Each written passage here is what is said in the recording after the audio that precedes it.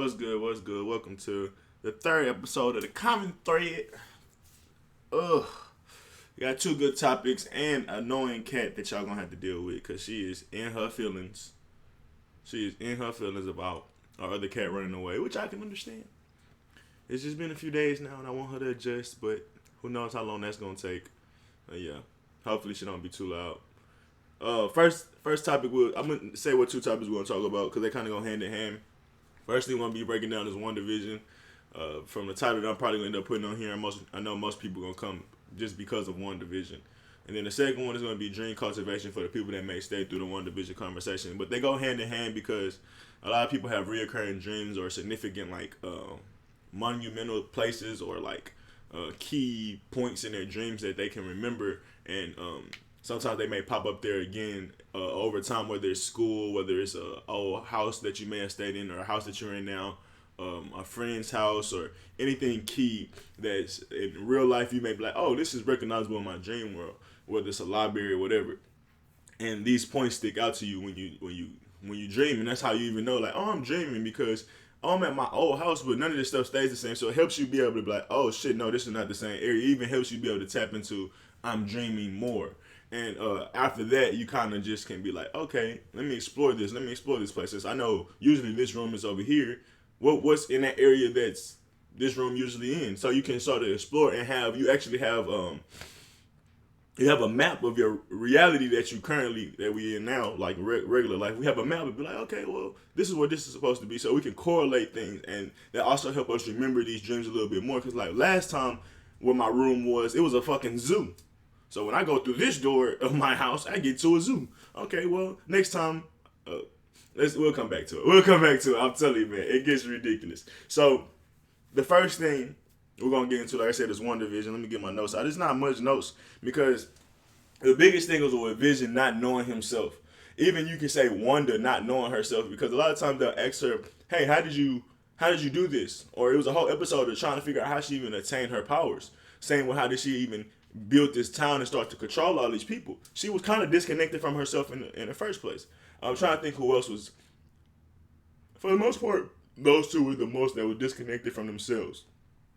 Vision and Wanda. And then you could kind of say that black girl too or whatever, because she ended up finding herself. But her story is not as fleshed out, so we won't stick to her. But for Vision, we'll say that Wanda kind of knew a little bit of more that was going on with things. So for Vision, we're going to start with him because he was completely unaware that he was even dead before.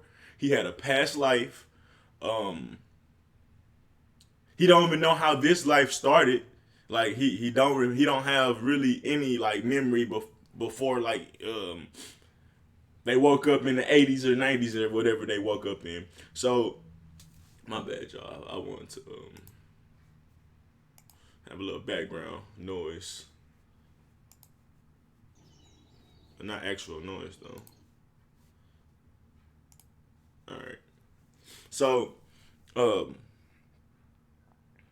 me see. Get to these notes real quick.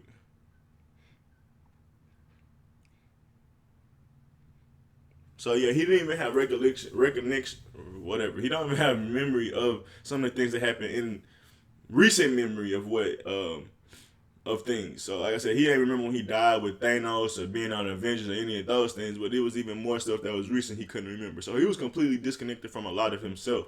The much as he known was who he was, who Wanda was. That's about it. And you can kind of say that with black people or people in general, as far as us being disconnected from our spirituality, from our history, from we even disconnected to this reality. We really don't have any clue what's going on, who's really controlling it, who's really the puppet behind all these things. There's a lot of things you can correlate into it.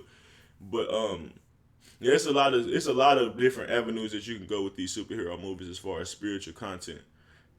I'm over here looking at these squirrels and shit, my damn self. That shit is hilarious. But for the most part, with Vision, there was a certain amount of clues that he had to find to be like, something's off. And that's kind of how we are in this world. Like we have a plan or we have a path that we were set on either by our parents or through society or friends or whatever. And we kind of walk down these paths, and a lot of times we start realizing life is weird or wrong by the things that don't resonate with us. Because there's little things that we like and little things that we enjoy all the time. But even through those things that we have around us, we still start to feel like, bro, something's up, or I'm not completely happy, or things could be better. And those that we end up running into the things that, like I said, we don't resonate is when we discover those things. And those things, a lot of times, those don'ts and those no's that we don't like in life, kind of show us who we really are. And with vision, I'm trying to remember. I probably should have rewatched it a little more, but the scenarios for the most part don't matter. It was just him being a detective in his world, and that kind of helped him figure out over time who he was, to a point where he started asking more questions. He didn't just go with things.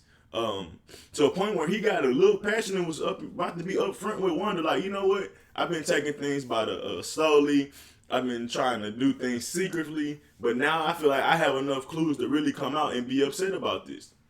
And the reason I say this is spiritual, because that's the same process that we go through with a lot of our discovery with this reality, with our spirit and stuff like that.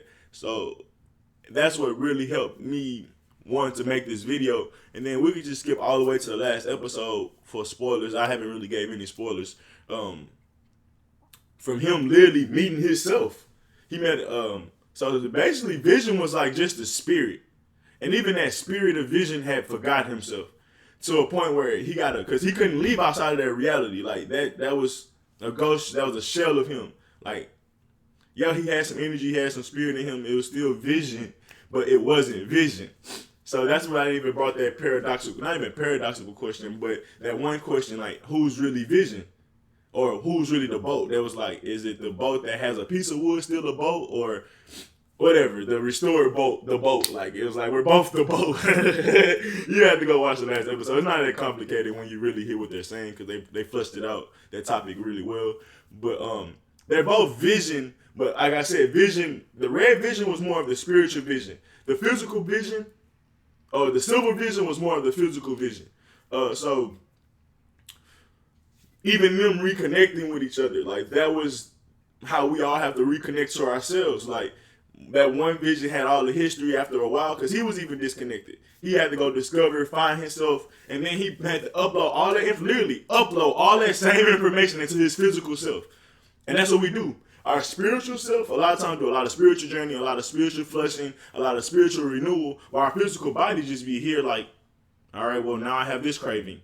Okay, now I want to follow this trend. All the time it's our spirit controlling things, our spirit trying to figure out and test different things, going through different hypotheses, going through different theories, going through different tests. And our physical body is what helps us get through it. So our spirit be doing all this discovery, and the whole time it's sending downloads to our physical body, like, hey, well, now you can start moving this way, or hey, now you can start liking this, or hey, maybe you should get curious about this. And like I said, it's the very same. It's the very same. We just, with the visions, they were detached, but it's the same thing in our body happening simultaneously, in a sense. So same when you're dreaming and stuff like that. We always dreaming, we always thinking, we always having visions. But when we get those downloads and we get the dreams that we can remember, those are exact downloads that help you start to move a certain way down the path. Whether you can consciously break down a dream or consciously break down those thoughts or not, the frequency of that dream is already putting you in that path. Because the fact that you can remember that dream, the fact that you can even have that dream, shows you in the frequency of that dream, whether you can break it down or not. So, yeah, like I said, the same thing. Our spirit is constantly feeding us downloads now for our physical life, where we can go and explore and figure things out from that new standpoint. And that's exactly what happened when they was fighting. They was arguing, and the two visions started fighting or whatever, and it got to a point where they had to sit down in the library and have a civil discussion, because we all war with ourselves for the longest, for many different reasons, whether we are just completely unknown that we're even fighting each other and thinking, hey, that's the enemy. Whole time that's yourself you're fighting, to a point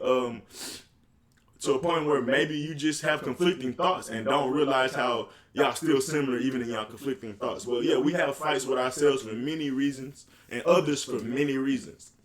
But a lot of times all it takes is that sit down discussion and a real communication. And like I said, they had that in their library, and they had many pretense to that, because they was in the library, you get downloads from other people, other universes, other worlds. So even motherfucking watching this video, you can get downloads if you're being honest.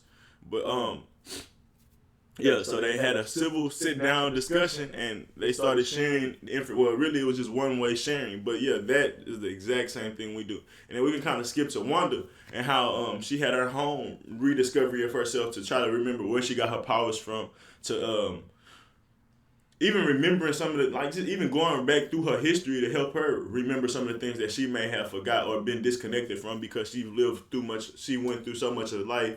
So many other things has happened, she may have forgot about these little precious moments that she used to have.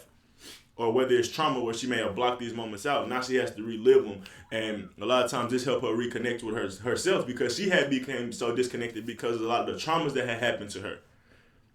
So she was doing a lot of this control things, but she didn't even know she was doing it because she had been so disconnected and blocked out from life after so much stuff that had happened to her. So as she started to rediscover life and go back through things, or after she started to go back through her life and her history, she started to remember a lot of things and how she got to the place that she at now, and ultimately helped her be able to let go of things. It helped her. It grounded her a little bit better to a point where she wasn't this rage, hurt-filled person that just could not let go of things. She eventually realized how she had to let go of things, how this had been happening to her throughout time, and you can't really control it. But whatever, it's many different scenarios you can get from her. So I don't really want to stop on breaking down her too much, because ultimately it was very similar. She had to reconnect to her spirit or reconnect to her history, and that ultimately caused different changes in her. So that's like I said, it's the same thing that happens with us. We have to go through the discovery process. You have to basically be a detective, because Vision was a detective to himself, whether it was like when the lady was doing weird shit and people was being secretive, or to things was restarting, or things just wasn't adding up, and he didn't let them be like, you know what, these things just not adding up, I'm just gonna live. He decided, hey, let's break this shit down. So the same with WandaVision. The other witch made her go through this shit to a point where she was forced to look at herself. She was forced to look at her reflections and what she had become. And these are all things that we have to become in ourselves. We have to be those detectives to ourselves. Like, why don't I like this? Why does this bother me so much? Or why do I like this so much? Or why do I believe this so much? Because everything we come here, especially from Vision, we be fresh.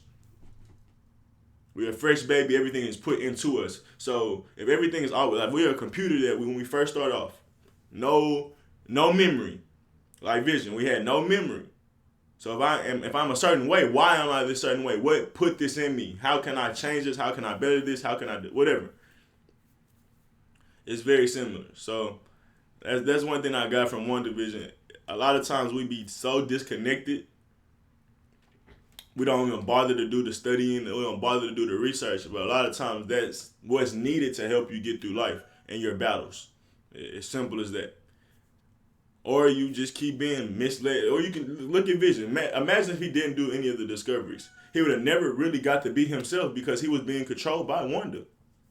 Over time, he started to free himself. Over time, he started to go outside the limits of him and Wanda's house and her view. Because, like, if he was in her view, she was basically controlling all the people and the interactions around him. But then when he kind of went to work, he started to discover things more. And then after that, he was like, man, you know what? Let me just keep going a little bit further outside of the town.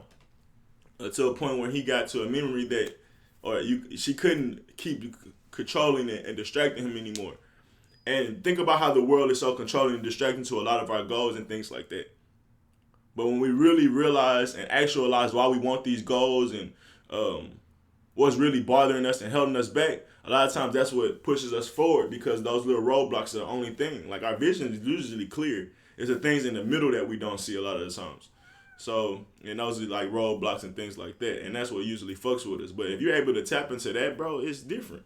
Like I said, if you was, after a while, Vision was like, you know what? I need to start questioning Wanda. If he would have never came up with that thought, things would have kept going accordingly. And he would have been trapped, he would have been lost, and he wouldn't have been able to figure things out. And that's the same thing with us in this world. If you don't start discovering, if you don't really start realizing the things you don't like in this world, a lot of times you be like, you know what? It ain't that bad. Or maybe people, like, whatever. I don't want to get into that bad. But for me, if y'all could take anything from this conversation, is you have to do the work. You have to discover yourself, no matter how hard it is. 'Cause you got to think, Vision doing that work was him breaking up his family, basically. Because if Vision would have stayed happy, the kids would have stayed around, the town would have stayed around. Vision, Wanda might not have been. She was already kind of going through her shit anyways with the world being the way she wanted it anyway. She still had guilt trips and stuff on her own self. So I don't know how long that would have lasted with Wanda, but even for Vision, it broke up the home, it broke up the kids, it caused a distant separation from the woman he loved the most because he had to. Like those questions, that's what those questions led to. And a lot of times we don't want to go through that work because of the things that may be affected around us we're comfortable with. And that bird is hella big for some reason. Well, yeah, that's one thing that I've been realizing because they say when you ask God to clear your path or when you ask God for help, he started removing things that you didn't think he was going to remove.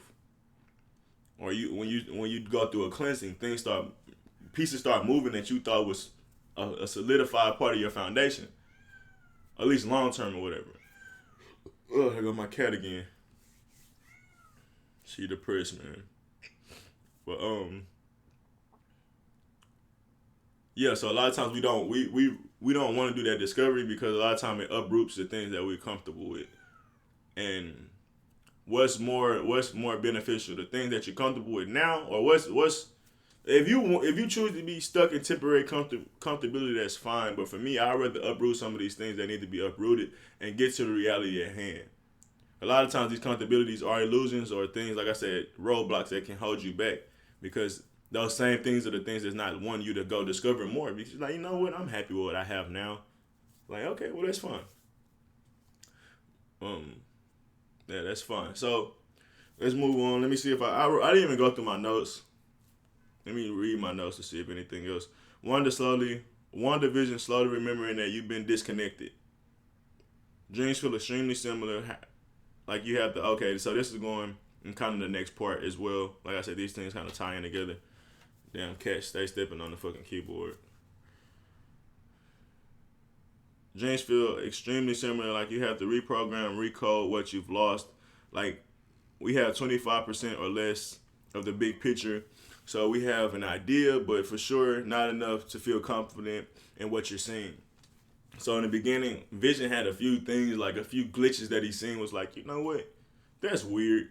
Or that shouldn't be normal. Or what was that? And then, the reality will kind of re-change around him, or it'd be more distracting things that'll come around, or somebody will knock on the door, or want to do something to distract him, like, hey, go off, run here and do this errand or some shit. It never really let him actualize what was really going on in his reality till these things started to add up, and it was more than stop stepping on that. It's like, bro, they know better. In my old apartment, they didn't step on shit. In this apartment, they like, oh, we got new shit. It's a new place. The rules have changed. Like, no, nigga, you're not supposed to step on the keyboard. Like, what are you doing? But whatever. What was I saying? With Vision. Man, she be pissing me off with that shit, bro. Because they know better. Oh, man, that really pissed me off.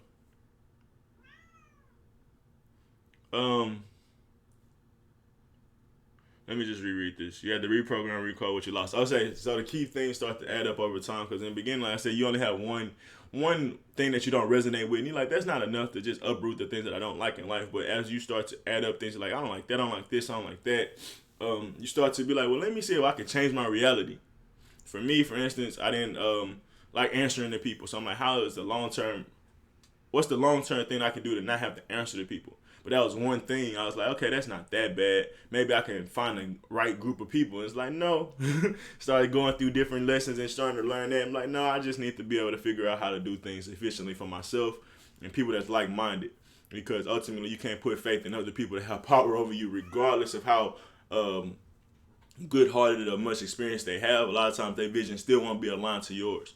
So that was one of the things that I had to realize about this reality. Like, yeah, I can do what everybody else has been doing for years and centuries, finding a good job, finding a house and stability and moving on. But when I tried to do that, a lot of red flags popped up going down that path. And like I said, the first red flag was like, I got into an argument with a boss.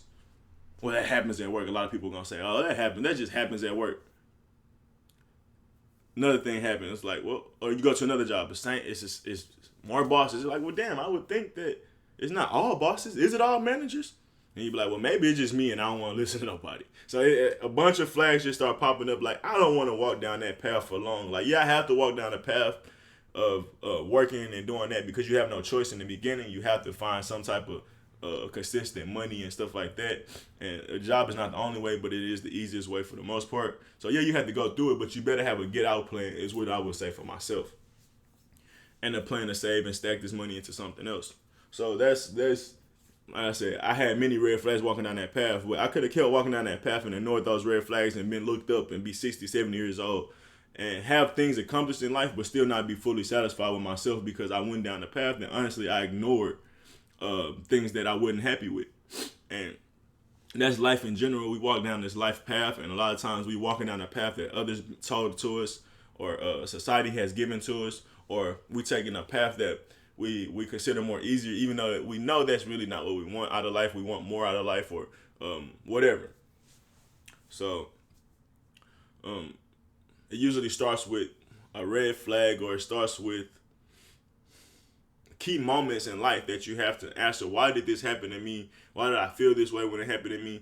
Am I okay with this happening to me again? It's many different ways you can look at it, but it's the same with Vision. He was like, bro, what is this weirdness going on around me? And it's led to the questions, and the question that it ended up leading to, he probably would have never imagined. He could have been like, oh, maybe that neighbor is just weird, and just kept living his life. But eventually he was like, nah, bro, he's extremely weird. Like, why are you asking for help? There's nothing going on. Like, and he was like, well, no, let me probe. Because imagine when he was at work, when that dude kind of started spazzing. He was like, man, that nigga's just weird. Let me just move on by my life. He would have never discovered shit. He's like, let me put my head on this. Let me see what he really thinking. Oh, shit, that's not what I was expecting. What do you mean Wanda's controlling you? What do you mean you need help? The plot started to thicken. And it was just off that one discovery. And a lot of times that's what ended up happening. The thing about YouTube, when you go down one, you be like, let me research this one thing. At least back in the day, let me research this one thing. And you end up down a rabbit hole of things that's like that and similar. It's the same thing. Like, bro, you have to question a lot. You have to, I would say, question everything for the most part in the beginning. But yeah, you have to be a detective. You can't just let things just go by your wayside and be like, you know what, that things just happen. Life just happened. Like, nah, bro, everything has synchronicity. So if it's even, yeah, if these things happen, it don't happen to everyone, and it don't happen all the time. So why is these things happening to me? Or why do I have to go through this experience?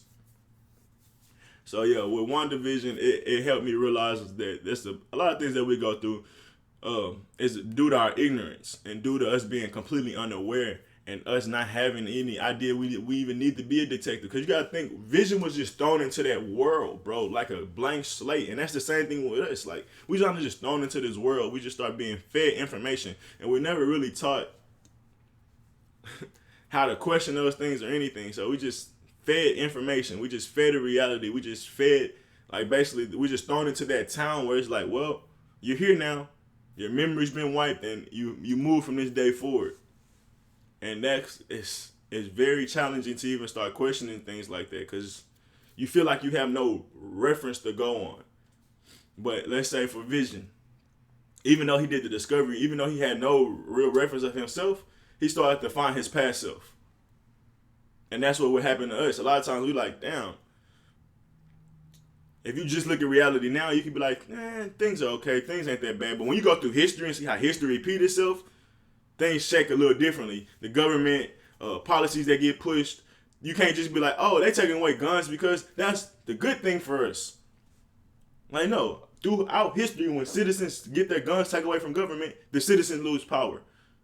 You can't be like, oh, that's just this thing that, this unharmful thing or this thing that they're just trying out. Like, no, bro, we have history that can show these things. So a lot of times we'll be naive to things, but when you can go back and, like I say, do that research, you start to get connected to things that allow you not to be so naive anymore.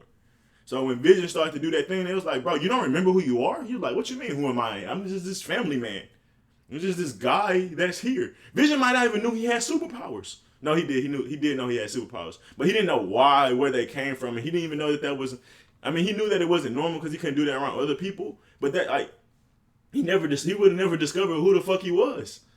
He didn't know he was artificial intelligence. He didn't know he was dead. He didn't know any really thing about him except the few minute things that she couldn't hide from him. Like, yeah, you have superpowers. Yeah, you can change into a regular, like, from human being or whatever. But I don't think he even knew much past that either.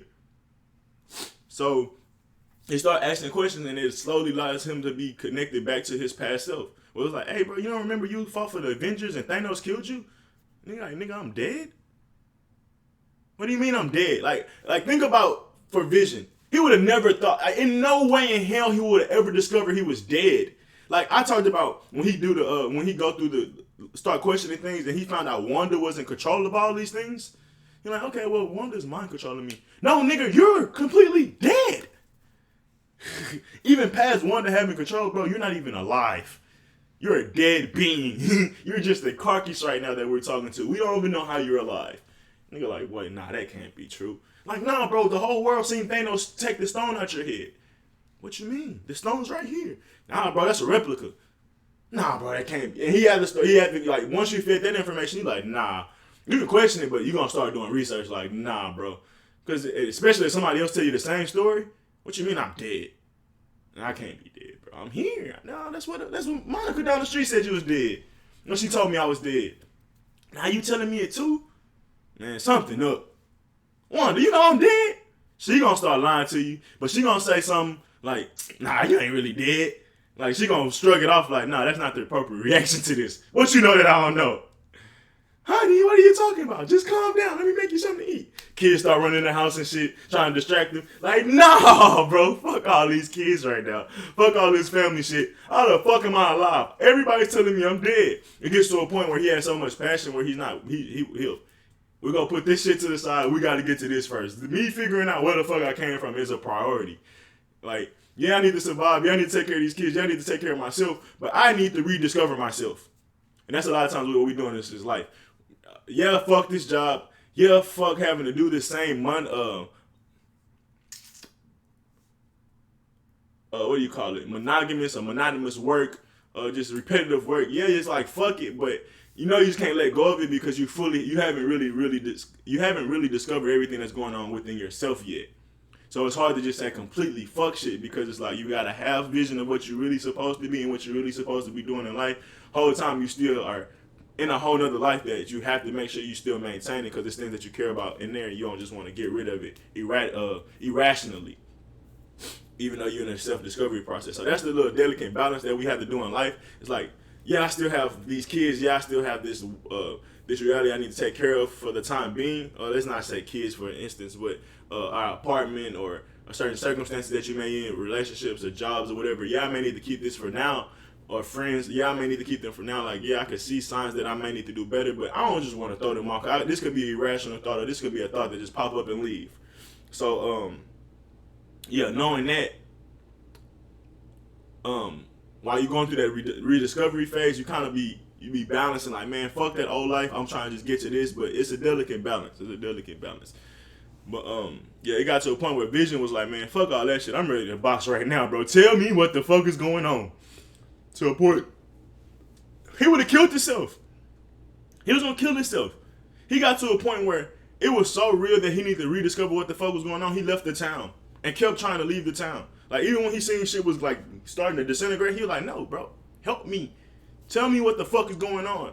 Even though I see everything that I am now, even his family, kids, and all that shit was starting to disintegrate as he disintegrated.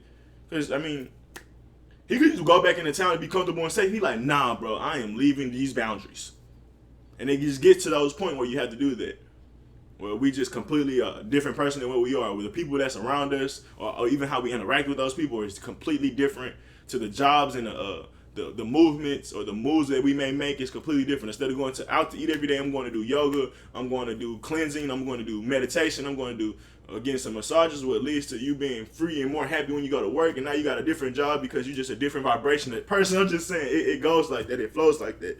But it goes through a cycle of first it's a discovery process, but then once you get enough of after being a detective, after you do enough hints and clues, you start to be able to accuse and make accusations and make assumptions that are backed by different things because you have different, like I say, evidences that you can use. And for me, a lot of evidence is history, key things that pop up consistently that you don't fuck with or that cause you to really question things, and we all have those. And when you really discover those things, no matter how long it may take, no matter how many books you have to read, you're going to find the answers. And once you find those answers, you can start moving differently from then. So a lot of times we only have 10 to 20% to go off of like what we really are. Like we have a distant idea of what we are and what we want to be. But as you discover yourself and as you see that, you know what, I'm not going to just settle in a sense of, I'm not just going to be comfortable in what I've been told. Even with that 20%, even with that 10% of knowledge, look how much Wanda or look how much Vision ended up figuring out. He had a few questions and ended up leading the nigga, you're not even alive, bro, to have questions. So how are you even here in a sense? So it's a lot of times like I said, we don't have much to go on, but use that, even though that could be discouraging. Like, man, how the fuck can I figure this out with this little bit of puzzle pieces? Like, bro, if you really do the detective work, the answers will unlock itself in front of you. So, and that's with anything, bro. Like, if you go through, look up any, like, reporter, like, the movies that have reporters in it, bro, they always start off with this little tidbit of information to break down the whole case, end up bringing down whole empires, end up bringing down a whole story that they would have never thought that was connected to these pieces. As they get through it, they're like, oh, yeah, I was trying to take down these little people, but now I see how they connected to these big pieces, and now I see how this big piece is connected to the government. Think about it, we talking about Snowfall in these recent episodes. Like, yeah, I was just worried about this little drug dude and how this neighborhood. She was starting off in the neighborhood. She was trying to find neighborhood questions of why her neighborhood's fucked up. It ended up going all the way to the government and cartels. I'm looking at my phone. I'm talking on my phone. That's hilarious. So that's kind of how all things happen when you're a detective. You have a little murder cases or robbery cases. You have a little bit of information, but you take that and you do as much discovery and research around that little evidence that you find, and more windows start to open up. And that's what goes into the dream world too. I said you have these little key things, like whether it's a house or school or something like that you have to reference on, because like this place stands out to me because it's similar to what I have in real life, or this thing stands out to me because it's something I've always imagined me being at. So I've been here before in a sense, even if I was daydreaming this place before. Now I'm here in the dream world. These different things help you be able to discover more. So even with your dreams, you'll have a school, you'll be like, bro, this school is so similar. Let me start to explore this school since I remember it being just like my old school. And it leads you to different scenarios. It leads you to different experiences when you're exploring, like, okay, whether it's running into different people or running into different classrooms that you may have not been in or now that you're in now. So let me slow down a little bit and finish reading these notes, and then we'll get into it. So you have like 25%, 25 or less of the big picture. So we have an idea, but not sure enough to feel confident. Sure of what you're seeing, which could lead to doubt and second guessing or even getting led wrong completely. But when I say that, it's like when you're in that stage, a lot of times you end up giving up because that 10 to 25% is like, yeah, you're searching, but it's not much to go on. So a lot of times people end up being like, you know what, bro, I'm just reaching. Let me not be a detective. Let me not question this shit, because it ain't really getting me anywhere. Whole time you got the question of a century. You got one of the questions. If you answer this shit, ain't nobody answered that shit for centuries. But since it's so hard to get to, a lot of times we'll get down the wrong path, or we'll find an answer that's kind of right but not fully right, and it's like, you know what, bro, fuck it, I'm done. I don't want to experience it anymore. But that was just me saying that when you have that in that beginning phase, it's gonna be a lot of doubt. It's gonna be a lot of second guessing, because it's like when anybody in detective, it's like, bro, you really don't have much to go on. But I swear, if you follow that hunch, it leads you down a path that you never thought you would end up down. So don't be scared to discover yourself, even if you don't have much to go on. If you really have questions, if you really have things that you inspire to be, or you really feel like you want to figure out why these things happen to you, bro, ask the questions. Ask the questions. Figure this shit out, and you'll start finding things that you never would have thought. About yourself, about this reality, about your future, about your history, about your past. Like, bro, it's so many questions that I remember asking a question about the Bible, like, who is they in the Bible? And, bro, that question, bro, led me to a shitload of questions. I questioned the Bible, and then after that, I started to question everything, because most of the things that, in our reality, for black people, is based off the Bible or spiritual. Stop. Oh, she looking at these damn bugs on the screen. I'm like, why is she trying to knock my camera down?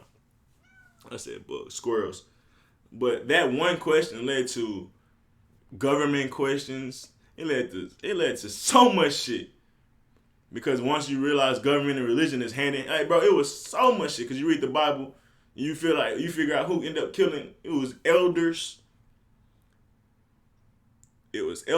government leaders, priestess, and even regular normal people, and even somebody in his own group. So now you like, damn. That those questions lead to you. Well, what's wrong with this reality? A lot of the same shit. But like I said, bro, one question, which was a big question, like when it said we are made in the image, we are made in the image of whatever, and it was like when that part of the Bible, it makes it seem like there was more than one. Like we were made at the fuck. I hate explaining that shit because it's so simple, but you have to be able to see that perspective. Let me find it, bro. I always slaughter it.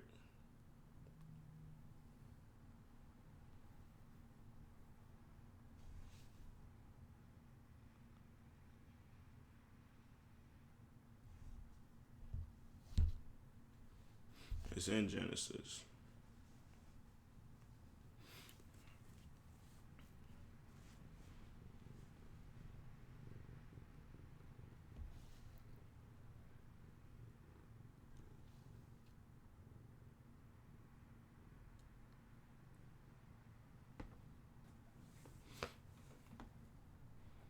Okay, Genesis 1:27.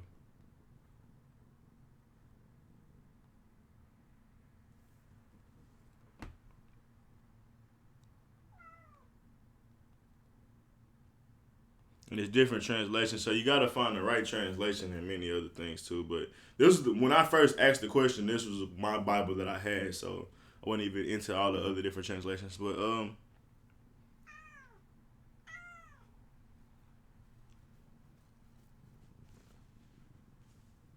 see, I'm reading it now, and it says God created him in His own image, but it used to say God created man in our image.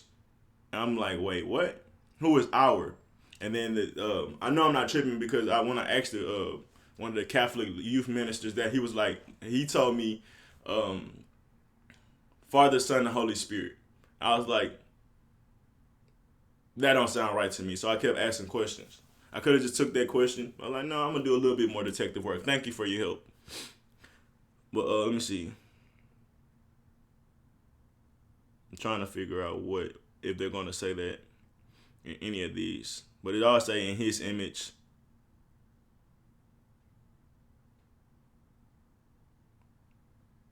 Yeah. My Bible said our image. I don't know why these all say His. I'm not getting one that says our. But I had my own shared experience in this world with that. I had asked other people, so I didn't just read it myself and like read something differently. I literally pulled it out, showed the dude, was like, "Can you explain this line?" He read the line himself and gave me an answer. But for some reason, you know how they change shit up. So God created mankind in our own image, in His own image. No, I can't find it.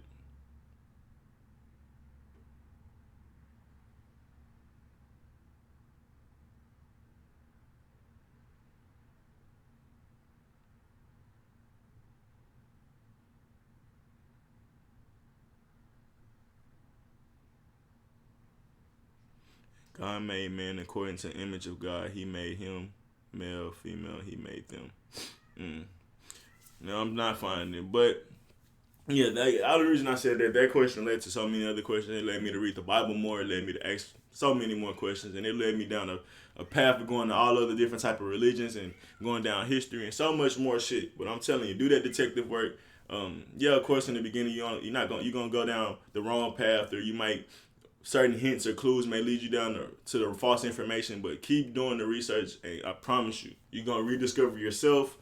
You're gonna reconnect to yourself, and even connect to the actual real reality that we're in. Because if you're told the reality, let's just say what we're told, we're in this reality that's not as bad as it used to be, like in the past, as far as crime, as far as like many different things, racism, war. They're gonna tell you all those different things. But if you go down history, you'll get an accurate depiction of what reality that we're really in, and how things haven't changed, how things are just more covered up and covert. But you see everything is still blatant, and things are still impoverished. Things are still bad for certain groups of people for the most part. So yeah, somebody could tell you the reality, like, hey, this reality is not that bad. But when you start to do your own research, you can see it for yourself, whether it's good, bad, or whatever you think. I ain't gonna tell you when you do research you're gonna find out the world is bad. You'll find it. You're gonna find whatever you need to find. But yeah, that's about it for that part. WandaVision, shit like that. Let me see how far I made it. We 40 minutes in. Yeah. So going into the dreams, let me see.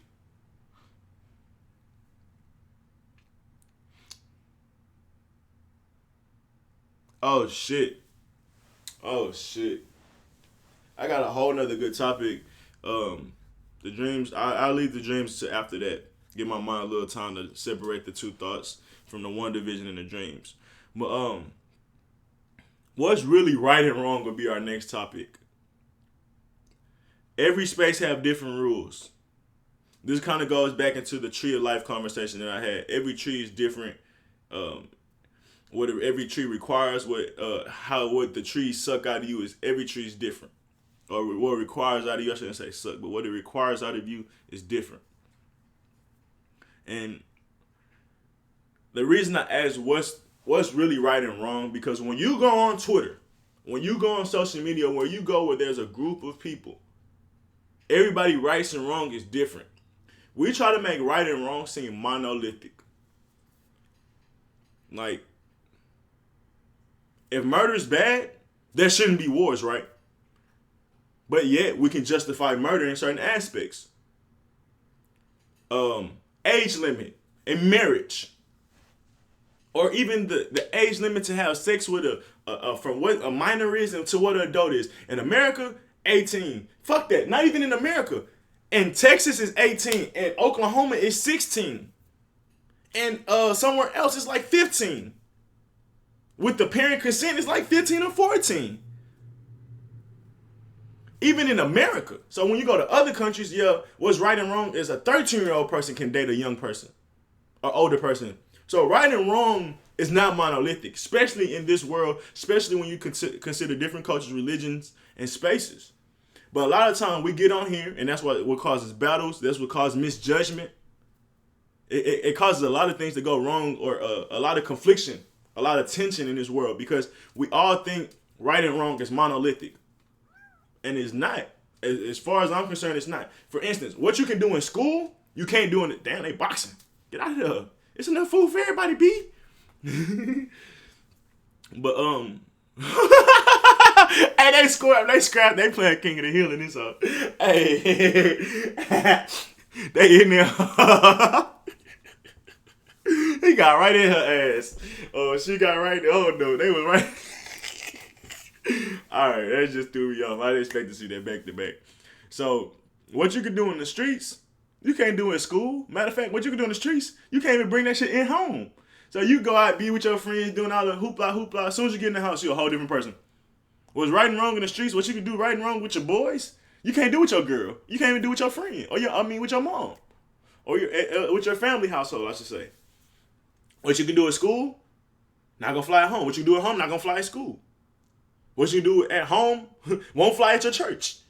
Shit, or maybe we will. Sometimes churches be hunching. They be hunching. They be doing some nasty shit in the churches, man. But rules. How would I say this? Or right and wrong is subject to the space that it's in. And a lot of times we judge other people knowing we're in different spaces. So let me get back to some notes. But it's a big point that I feel like a lot of contention, or a lot of, like I said, conflicting energies in this world, because we all judging each other, all trying to tell, hey, this is how you do this, how you do this. For instance, what modern women do, what's right for modern women and what's wrong for modern women, is the reverse for traditional women. So you get modern women attacking traditional women, you get traditional women attacking the modern women, because they basically, either you want to be, what do you call that word? What we call white acceptance? You want to be accepted by everyone, or you want everyone to be like you, or whatever. But I don't know. It's many different reasons I feel like we try to get other people to accept us, or get other people to, Like, I don't know what this whole monolithic shit is. I really don't. I know. I mean, I get it. I talked about it before. We all think it's one soulmate. We think it's one God. You think it's one way to do things. Like, no. It's multitudes of ways and multitudes of paths. And same with the women's path or women's movement or women's choice.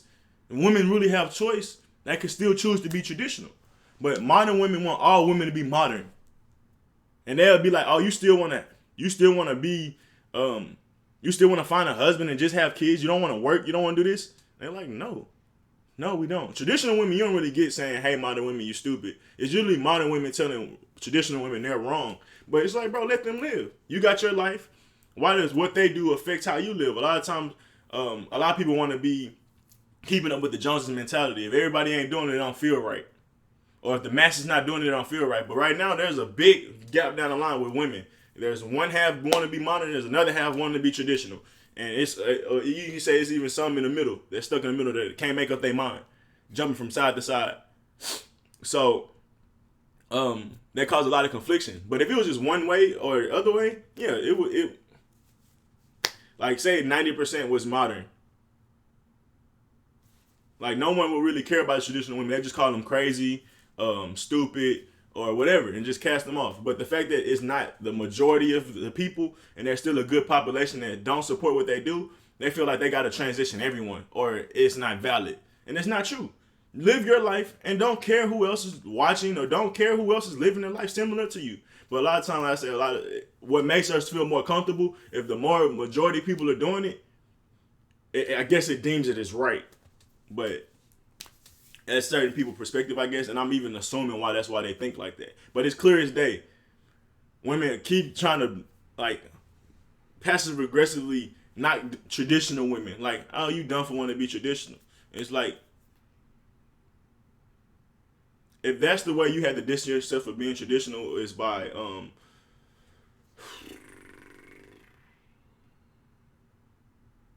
attacking it to make you feel better, then, I mean, why is that such a threat to you? You need to really answer those personal questions.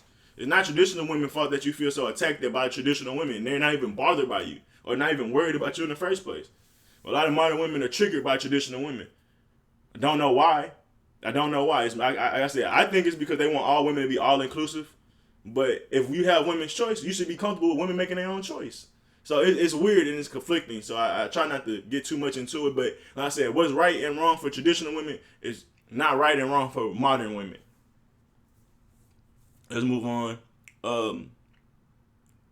What's cool in the streets won't fly at school or in a professional setting. We all know that.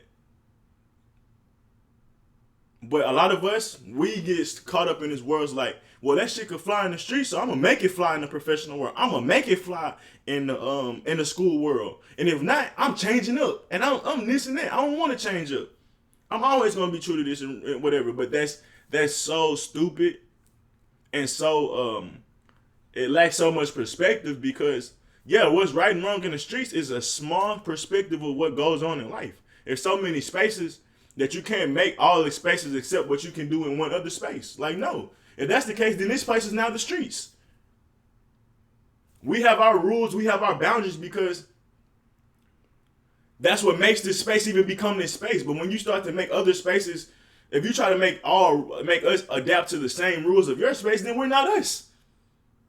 And that's a lot of times this men and women conversation. Women want men to be women because they want to tell us how to do things and be things.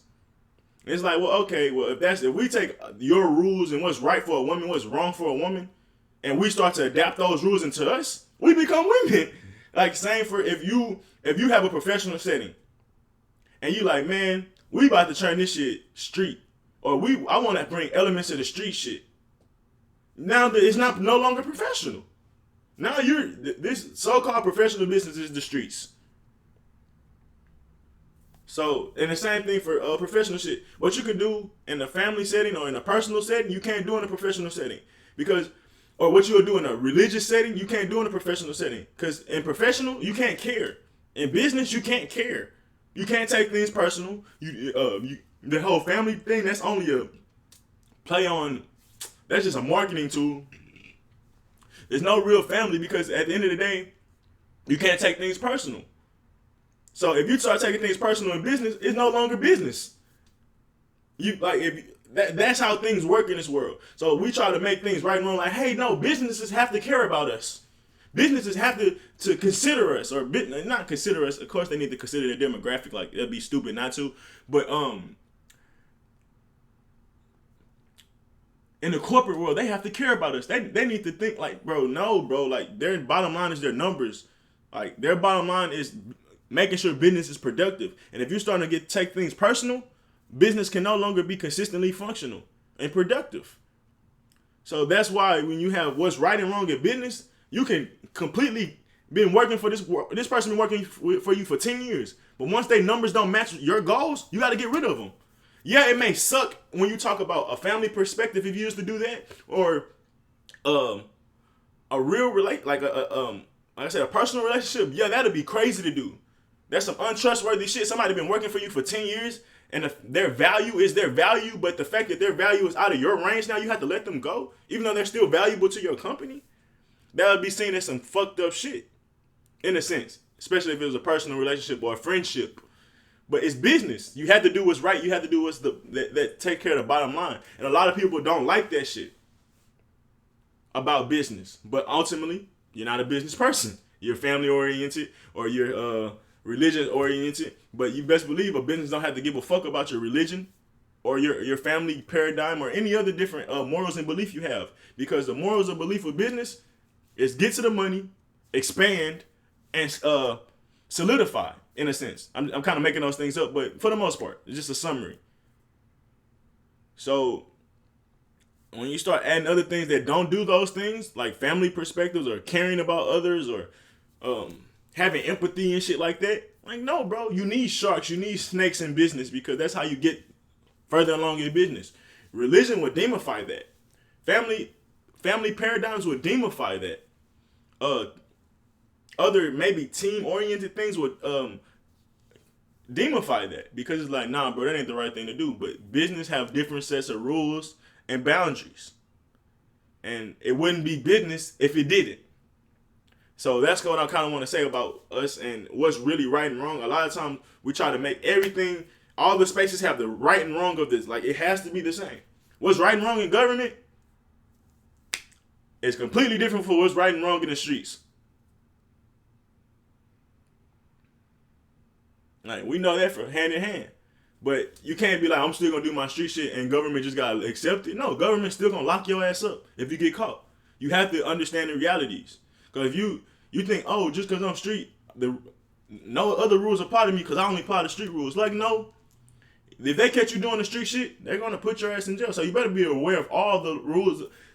Going back to the Bible, my mama told me this a long time ago. You better know the laws of the land. And the laws of the lands are changing depending on what spaces you're in. Yeah, you may be well equipped and well adapted and know how to. You're the man in the streets. You know the rules. You live by the code. Nigga, you are the code. Niggas honor you. Niggas got statues of you in the hood. Yeah, you're proud of that. But you can't take that same shit into the other worlds. Now, yeah, you can take aspects of that because there's aspects of everything in shit. Like, there's aspects in the street shit that has, like, there are aspects of business in the street shit.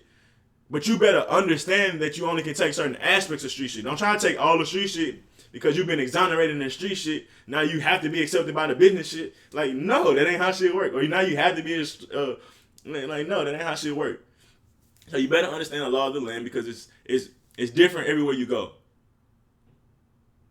It's just like going to somebody's house. One person's house you can walk in with shoes. Another person's house you can't. Or in your house you can. So just because what you can do in your house, when you go in somebody else's house, you're like, nah, I don't fuck with your house because I can't do this and that. Well, nigga, it's not your house.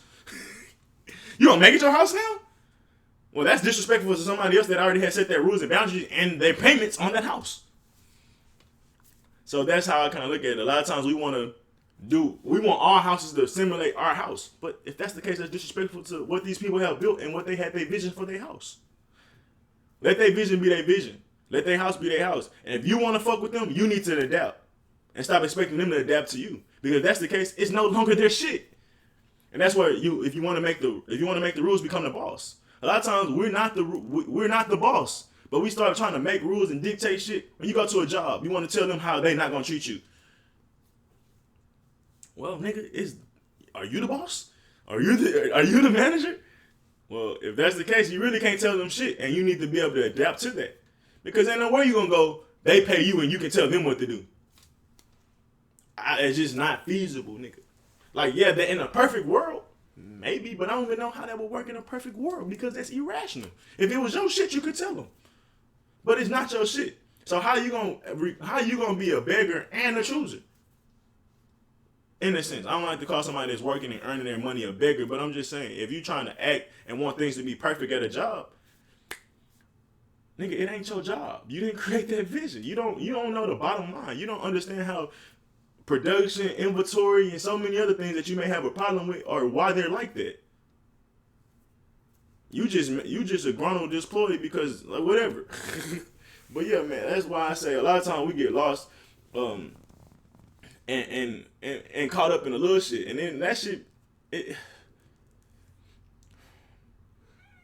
I think that's the biggest problem with people not being able to be successful. We want everything to be our way or the highway. And without resources, that shit is unfeasible. At the level that a lot of us at when we go back into resistance and support, the resistance and support that we're in, you don't have those resources. You don't have that type of say-so. So it gets very confusing for people because we feel like if we ain't going our way, our morals and shit are getting dismissed, or we're, what do you call it when you're supposed to be street, but we're selling out and stuff like that. But you're being adaptive. You know your vision, but sometimes your vision has to allow you to go into other spaces that are different than yours. But that's just what you have to do.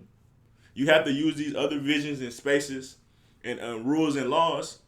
You have to get through them to create yours. Come on. My cat's so affectionate. If y'all want a cat, come get her. I'll mail her off to you. She's super affectionate. She's super loving. And if you got another cat, that's what she needs. Because she grew up in a sister. So, she had about five sisters. And then we ended up adopting her. And we only had one. So, I mean, yeah, that was cool. But she's a high energy, high affectionate cat. I don't have any use for it anymore. I was just playing. But no, if y'all do want a cat, I'll give it away. She served her purpose with me. I still love her though. But so moving on to what I was saying. We want things to all go our way. She started biting my feet. Or nibbling, I should say.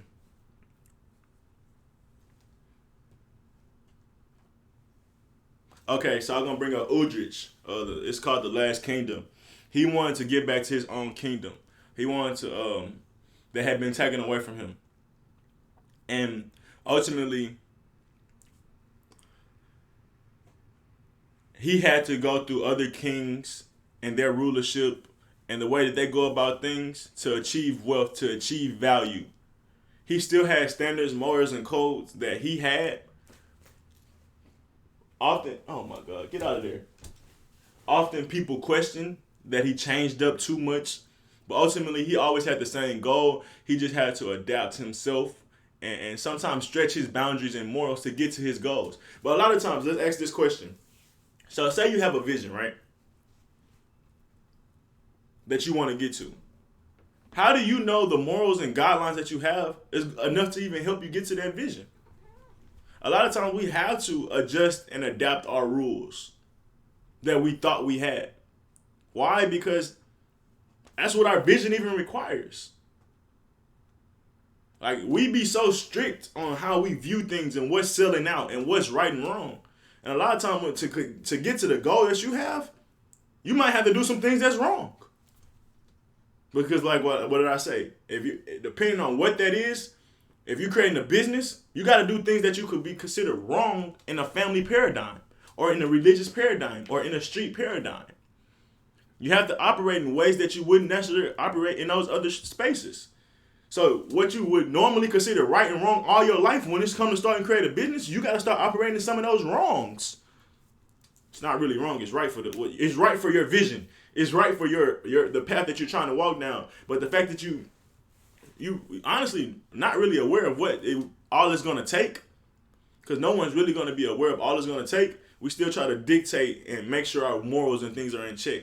Because if you go back into the Last Kingdom, he was it was like being a Christian, and then it was like being a nomad, or they say godless or some shit like that. I forgot what they call them. So his old people would be like, bro, you selling out, you doing all this work for him and this and that. He like, bro, you don't understand my vision. You really don't understand his vision, and I'm getting to my shit no matter how much you think I'm selling out or not. And that could have hurt him, because he like, bro, this is the people I care about. This is my past. This is the people that raised me. This is the people that gave me the morals and the intensity that I have today. If they're disjudging me, damn, I must be doing the wrong thing. It's like, no, they just don't see your vision. And what's right and wrong for them, it's no longer right and wrong for you, because you're not aligned to them anymore. Not like you used to be. Yeah, you still fuck with them. Yeah, it's things, that's aspects of them that you still resonate with. But ultimately, y'all on a different path now. So what's right and wrong for them is no longer right and wrong for you. But it's hard for us to realize that. In a family setting, we understand that for a lot of times, because what our parents or our family may think is right and wrong for us, we're like, bro, I don't give a fuck what y'all think. I'm doing what's right for me.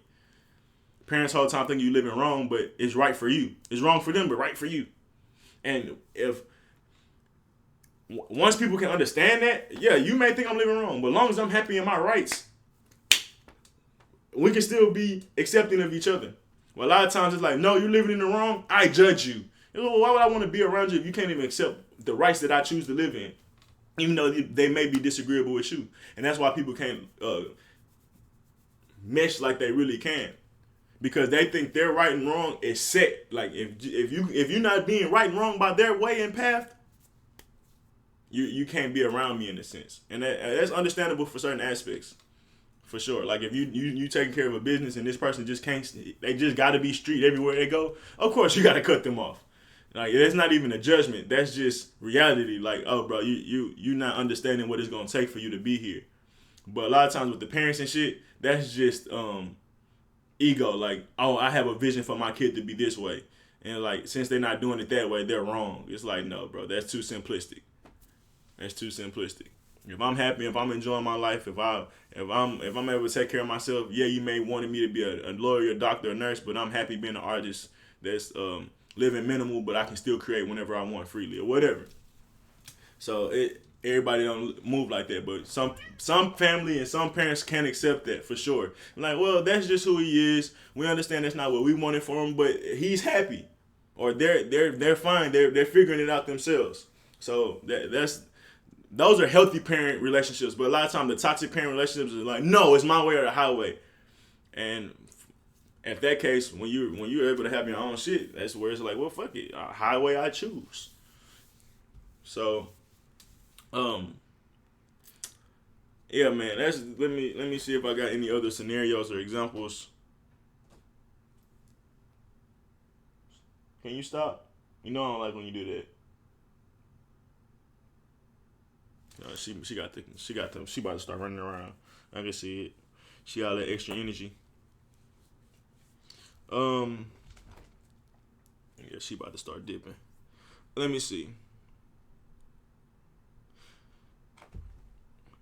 What's right in society may be wrong in religion. We have many spaces that conflict each other and coexisting within each other as well. So that'd be another problem with things. Like, they'd be confusing. Let me see. I think I wrote another way to explain it. I don't want to skip over it. We have personal rules that will conflict with other people, other people and spaces. And that's just like me saying what you do in your house, other people may not accept. So if you try to do that in their house or their space, that's conflicting. And a lot of times, that's where the battle comes. So are you judging me because this is what I do in my house and you can't do in your house? Why you not letting me do this in your house? Well, nigga, I have my boundaries and spaces. Either you respect it or you don't. A lot of people try to push their spaces and their beliefs and their ideas. And I don't know why. I don't know why we have this urge to, yes I do. I don't know why we have the urge to like try to push these beliefs on people. Like, yeah, you can convey them, but once you can see that, hey, it's just we're disagreeing, or they understand, but it's just not something that we can align on. What was I about to say?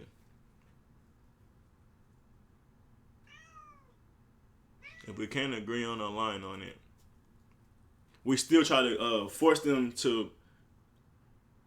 We've tried to force them to become aligned to it, and I think it's like, who are you trying to convince that your way is right or wrong? Are you trying to convince yourself or me? Because even if I don't want to do it, you should be having me like, well, hey, bro, you tripping, bro. Like, if I'm eating this good-ass food, I'm like, hey, bro, you want to try this? It's good as fuck. He like, nah, I'm good, bro. I don't really like that. Like, well, all right, let me keep eating. It's more for me.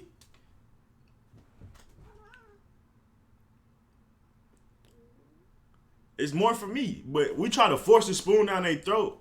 It's like, now they want to fight, knock the spoon out of their hand. Like, well, now they knock this food out their hand. Like, you wasting my food. Like, nah, nigga, trying to force feed some shit. So I think it's like, who are you trying to convince this food is good? Me or you? Nigga, just enjoy your good ass food if it's so good. And even if I don't want it, it shouldn't make your food less good in your eyes. But a lot of times, if everybody's not inclusive, the food not as good anymore. Like, me and my mom were just talking about this. This is kind of a random topic. Literally, keeping up with the Joneses can make food good. There's places that people go to, and the line's always packed. But the shit is nasty. But the fact that it has notoriety, a trend, and everybody knows about it, people will line up and pack the hell out every day, knowing that the food not good. But the fact that everybody eats there and everybody approve of it, it magically make your senses ignore all the food that's not decent. For the most people that don't have like a real take, like their own fucking idea of what food may be, whatever. But you see it. It happens all the time. It's this mediocre ass place, but it has this undeniable buzz. And everybody gonna keep gassing it up. Like Chick-fil-A, for example. People keep gassing that place up. They got good service, don't get it twisted. But the food is mediocre. But the fact that it has so much publicity and so much notoriety, people gonna keep packing that hoe out like it's a 5-star restaurant. And I've seen other restaurants that's decent, like they just pack it out. Why did I even mention that though? Because it's like, who are you trying to convince? And a lot of people, that's what they're trying to do. They're trying to trick people into, or they're trying to trick themselves into believing that this shit is great. Because if more people say it's great, it's great. Even though you know you haven't struggled, you haven't a hard time trying to digest what you said is great. Because like I said, who are you trying to convince? Me or you? Because if it's really good, you're just going to keep your head down and keep eating. You're not going to be too concerned if you ain't. Like, if somebody be like, bro, I'm getting millions of dollars right now. I'm making millions of dollars right now. Hey, bro, you should try to take this path on. They be like, nah, I'm good. You going to try to force the million. Like, you ain't going to try to force it. They be like, oh, well, bro, let me keep making my millions. This nigga tripping. Like, this nigga tripping. Like, I guess. This nigga don't want to be rich. I guess. But now if we take that same scenario with monogamy or polygamy, because that's one of these topics that everybody try to force on each other. Like, oh, no, we have to be monogamous. Or if you're polygamous, like, oh, no, this is the right way. Like, no. Either you are, or you're not. Like, for instance, I don't have many topics on polygamy and monogamy because either you accept it or you don't. It's not really something that you convince or convey to somebody. Like, there's benefits in monogamy, there's big benefits in polygamy. Obviously, there's negatives in both. Like, that's not something I really have to convey to people. That's just common sense in my eyes. But so the reason I say I don't make many videos of it, because it's like, either you know, if you know, you know. If you don't, it's not really anything I really can say to kind of help you get over that hump in a sense. Like, it's just something that you have to discover for yourself in a sense. That's how I kind of feel. But that's one of those topics where we'll try to force monogamy on or polygamy on. It's really the monogamy, and we try to crucify polygamy. Like, no, that's just demifying. But it's like, how bad is polygamy? Like, so many people claim monogamy but act in polygamous ways. So who are you really trying to convince that polygamy is bad? If I will use it in that perspective. A lot of times people are demifying polygamy so much, it's like, bro, have you even thought about the benefits of polygamy? Why do you think it's so bad? Is your one insecurity the only reason that you can't even be open to this idea? Not even if you have to live it. A lot of people just crucify it. Not even try to understand it. And when I say understand, I'm not saying you have to do it because you understand it. I'm just saying a lot of people will be like, nah, that's just stupid. I could never. Or you dumb if you do that. You can say the same thing about monogamy. But I don't, because I understand that that's how people live and people choose to, and that's fine for them. But you can say the same thing about monogamy. And it's like, well, if I was a polygamous person trying to say monogamy is bad, it's like, well, who are you trying to convince? Go live your good polygamous life if you're so happy. Why are you trying to convince people that monogamy is bad? If your life is so good, go live that life. And that's where I don't know if I'm still conveying the message, but a lot of times if it's so right for you, why are you trying to convince others? Like, go live your path. Go be happy with yourself. But the fact that, like I said, we try to convince others, I think that's some deep rooted thing of not really having confidence in what we believe in ourselves. We have to have other people walking on the side of us. Because I guess the lonely path, if you don't see many people doing it, it feels like it's not the right path. Because, I mean, like I said, to keep it up with the Joneses or believing the masses are always kind of doing the right thing. For people in the spirituality, we understand that there's masses, or just because there's a majority of people doing it, don't make it right. Like popularity don't make something right just because you're popular. But a lot of people don't buy into those things. You like perfect. It's a school paradigm. We still in school. We operate, if it's not popular, it's not acceptable. But there's so many things or people that wasn't popular that became successful or keep living their life fine, not being popular and productive and happy in life. But a lot of us need things to be popular, and if it's not popular, I can't even move with it. Because it's like we still chasing popularity from high school almost. That's what I would say with a lot of these trends or different rights and wrongs and idea. If your right and wrong is not popular, you question your right and wrong. Or it makes it harder for you to go through with it because that's not the popular opinion. And ultimately, that's some high school shit. Because what's right and wrong and popularity is always going to be fickle. Like, it's never going to be steady. It's never going to be consistent. Because popularity is a pop. It's inconsistent. It's not something that you can say that you can build on long term or longevity or that you can have. Because some of the things that's the hugest things in life is lose popularity over time, even though they're still the same operating and function. Popularity is a different beast. To understand and maintain popularity is something that nobody really can understand. That's like that's like with clothing trends and shit like that. Like, that shit is always ever changing. So if you're chasing something for be popular, it's like, who are you really trying to convince? You really don't believe that your shit is right and wrong. You're just chasing popularity because that's your ultimate judgment on life. If it's popular or not. And most people move and operate like that. They don't fuck with it unless it's popular. And if that's the case, drugs, being an addict, I'm trying to think of some of the negative things that's popular.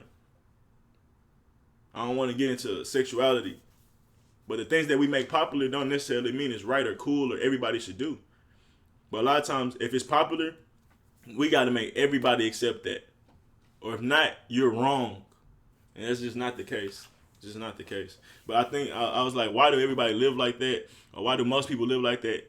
I'm thinking high school, we all wanted to be popular. Not we all, but a good majority of people wanted to be popular in high school or wanted to be accepted in high school. Let's not even say popular. Accepted in high school. Because a lot of times we wasn't accepted and we damn sure wasn't popular. I can't say we because I had phases of it. But for the most part, I had a good majority where I wasn't accepted or popular. So we all seeking acceptance because we've been not accepted for so long in life, especially in the beginning.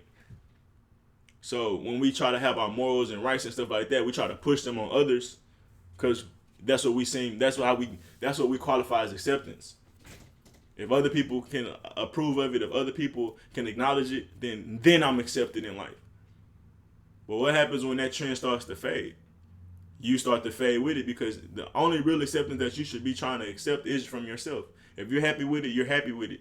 A lot of times we start to give that acceptance to external things, whether it's our family, whether it's our peers, whether it's society, or whatever. And just because those things do accept, like if you accept it and society accept it, okay, well, we all align. But just because they don't accept it don't mean you can't accept it, is what I'm trying to say.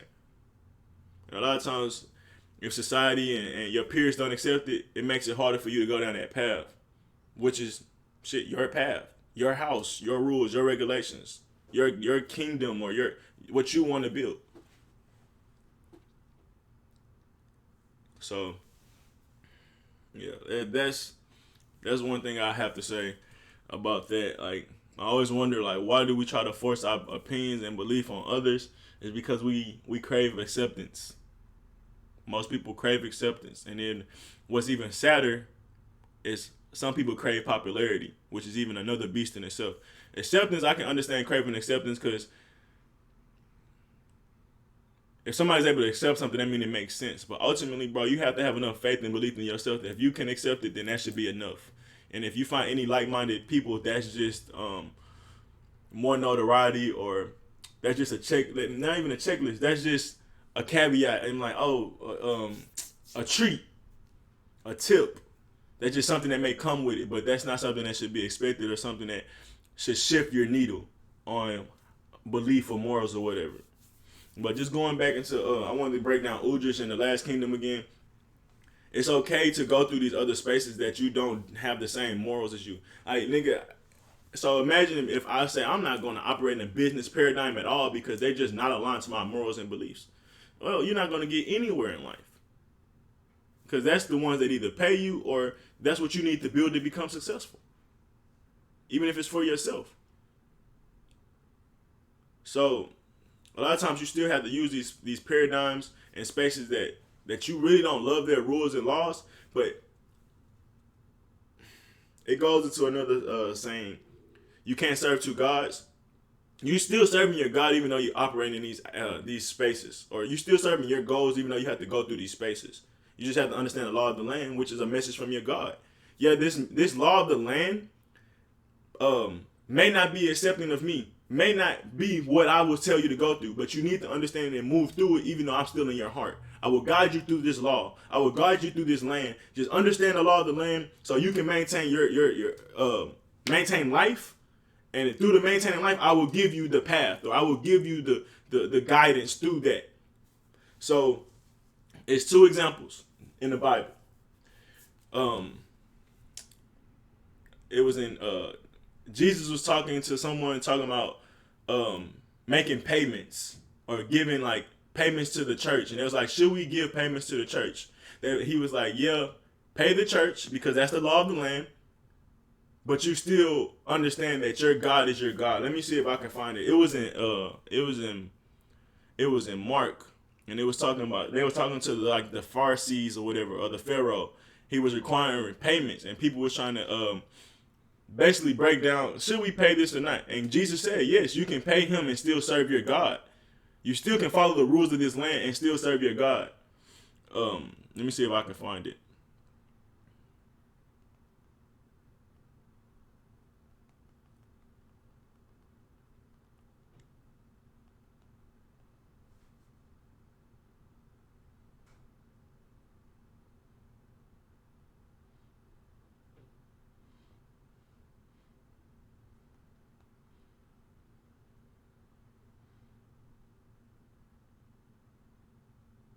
Oh, paying taxes to the Caesar.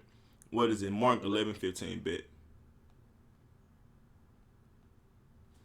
I be wanting to remember shit so bad, but it'd be difficult. On reaching Jerusalem, Jesus entered the temple, of course, and began driving out those who were buying and selling there. Because they were operating business inside of religion, and he was like, "This is a religious space. You cannot bring business into a religious space. This is not accepted here." But they were trying to merge those two things. What you see in reality, they try to merge two spaces. Religion is often business, so how can it be that, like, you gotta pay attention. If you're a business, they have a bottom line. What's their bottom line? Making money and keeping you, bringing their money in. That's why I say you better watch religion, because religion is supposed to be one thing. It's supposed to be a space, but it's been merged into many of different things. So watch that. Jesus paid attention to that off the rip. I was just talking about how certain spaces are spaces for a reason, and when you try to change their rules and paradigm, they're not that space no more. You can't call this a temple if you're selling it and having business in this. And most religions, that's what they are, a business. Or connected to the government. How is this a religious-free temple in space if it has these other different things operating in it that would, those things operating in itself make it not the temple anymore. Makes it a place of business. Because business and religion is not one thing that go hand in hand by any means. Like I said, the things that you do in business, a religion will crucify, or demify. No empathy, there's no heart, there's no caring. When they talk about the needle and it's better for you to It's easier for a camel to get his body through a head of a needle than it is for a rich person to get into heaven. It's more talking about the things that statement is really talking about the business acumen and the different things that it requires the person you to be a good business person. To be a good business person, a lot of times don't make you a good religious person. That's just what I'm saying. Like, it's not that you're a bad person in general. In business, you're the greatest person out. You're the best thing smoking. If a business want to make money, they need you. But when it comes into religion, it's different. So I don't know if it makes sense to y'all, but let's keep reading.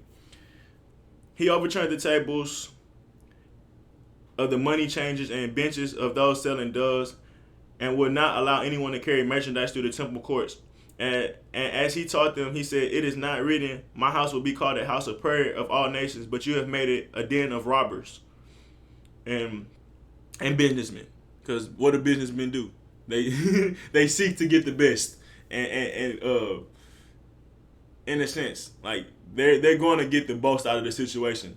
But I won't even say that. But business and robbers, in a sense, robbers is a very vague statement. Den of robbers, den of manipulators, den of master salesmen.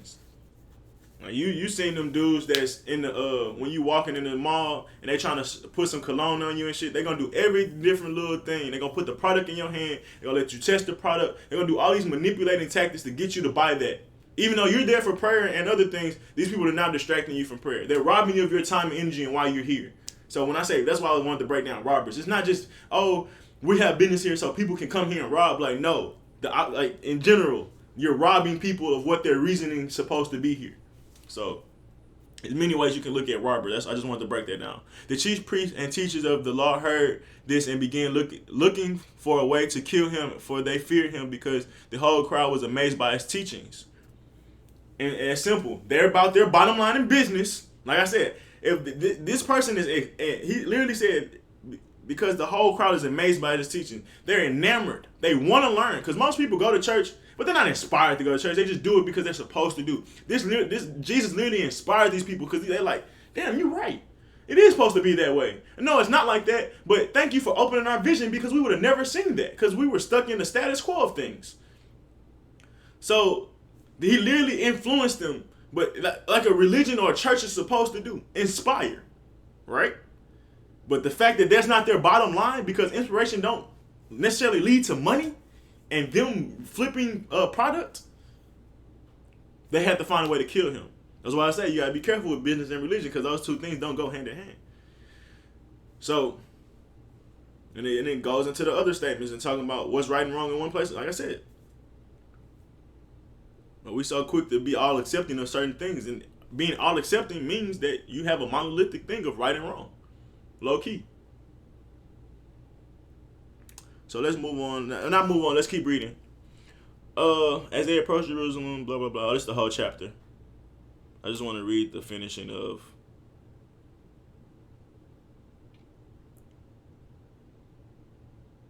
It said 4:11, right?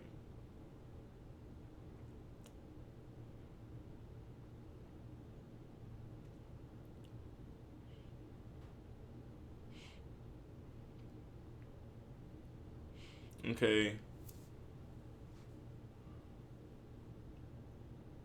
I'm still reading, my bad, y'all.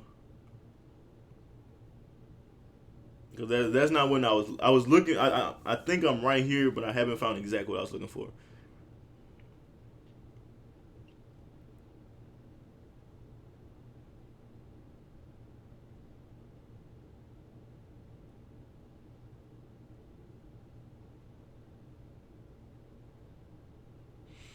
Dang it, bro. Why did it tell me Mark 11?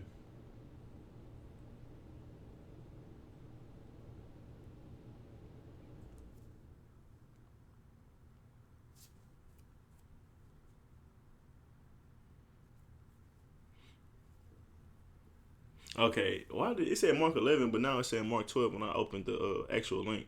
The Pharisees and supporters of the Herod Antipas tried to trick Jesus by asking him, "Is it right to pay taxes of Caesar or not?" So they ask a lot of people do this when they argue with you. You have to be careful of it. They ask you a preloaded question, and they already have the answer, and they already have a motive in asking this question. So when you ask the question, they're basically entrapping you with the question in itself. Because they feel that they put you in the corner when they ask you this question in the first place.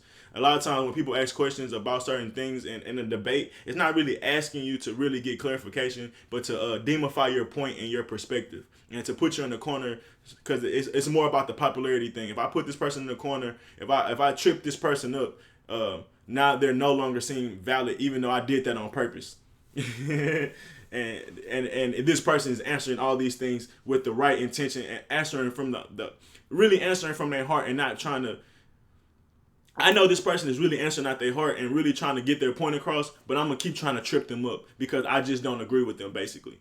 And a lot of people do that. So be careful when you're really trying to convey your points with other people. A lot of times they're just being passive aggressive just to denounce you and not even really get clarification on what you really believe. And a lot of times that just that really hurts you in a sense, because you start to be like, well, if the popular opinion don't go with me, then am I wrong or whatever? Or the demonification in general, you start to take it as a guilt trip. They'll guilt trip you in a sense for you believing in the way you believe. But let's move on.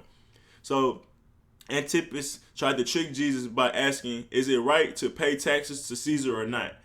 Some years earlier in 6 AD, Judas and the Galilean, a rabbi with his own group of followers, had led a rebellion against the Romans, claiming truly religious Jews shouldn't pay taxes to Caesar, an earthly king who's worshipped as a god. His views were still widely held by Jewish nationalists. So they know somebody that's in his path and his belief system, how they used to think, and now they're going to hold him to that standard with all lack of perspective, in a sense. So let's just move on. When I say lack of perspective, it's like, even if Jesus answered it differently,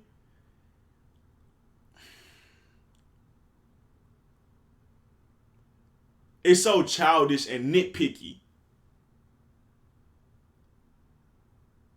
Like, I don't know. If you know, you know, but I don't want to get so stuck on that. Let's keep reading. Jesus asked the Pharisees to produce a denarius, a small silver coin with the Roman emperor head on it, worth a day's worth of wage. Jesus showed them the portrait and says, give to Caesar the things that are Caesar's. This is his coin, this is his money. If he asks for taxes, you give him the taxes. This is the law of the land. And give to God the things that are God. Because this money is his money, but God don't give a fuck about that money. God is God. God has his own thing. So I brought this up because it's not necessarily that you're serving two masters when you go into these different spaces. It's not that you necessarily selling out when you're going into these different spaces. It's not that you not following your God or not following your path or your vision just because you're going to operate in these spaces that you were seen ungodly or whatever. You know what's required of your law. You know what's required of your land, You know what the laws are. Do what is required so you can keep operating, so you can keep doing God's work. Because if you don't follow their laws and lands, they're going to make God's work harder for you. Because they're going to trip you up. They're going to demify you. They're going to put you in jail. They're going to try to kill you. And if they do all that, God can get you out of those things, but it's not as easy unless you follow the law. If you follow the law of the land, you can do that. You basically are camouflaged. You camouflage in their ways and what they're doing. You look just like them, but you operating with God. And that's even more deadly than trying to be a rebel, because now you have this highlight on your head. Like, oh, obviously this person don't go about the things that we go about. And it's easy to pinpoint you out and call you out, and now it's harder for you to do God's work freely. Because they always trying to demify God no matter how much they try to say it. They do it every day in this society. But you got to play the game. It's basically what Jesus said right here. Give to Caesar the things that are Caesar, and give to God things that are God. That's Mark 12:17. Jews were used to paying the temple tax in pure silver coins that did not bear the same name of the earthly king. So that's why when he go back into when they tried to trip him up, he even knew why he was trying to get tripped up. Unless I don't know if this is out of Jesus' mouth himself, or this may be a breakdown of the expert. Jews were used to paying the temple tax in pure silver coin that did not bear the name of any earthly king. So they were asking for something that wasn't theirs. But if you're going to use their money, if you're going to use the thing that they own and accept that, follow the law of the land. If they require a tax for you to be able to use this money, you have to pay it. You have to adapt. You have to adjust. And with God, that's nothing. With wisdom, that's nothing. So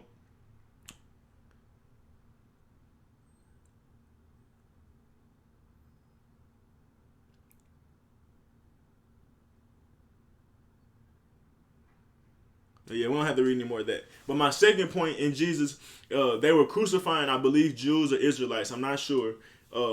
By lions or something like that. They was putting them in the lion's den or something like that. I don't remember what it was.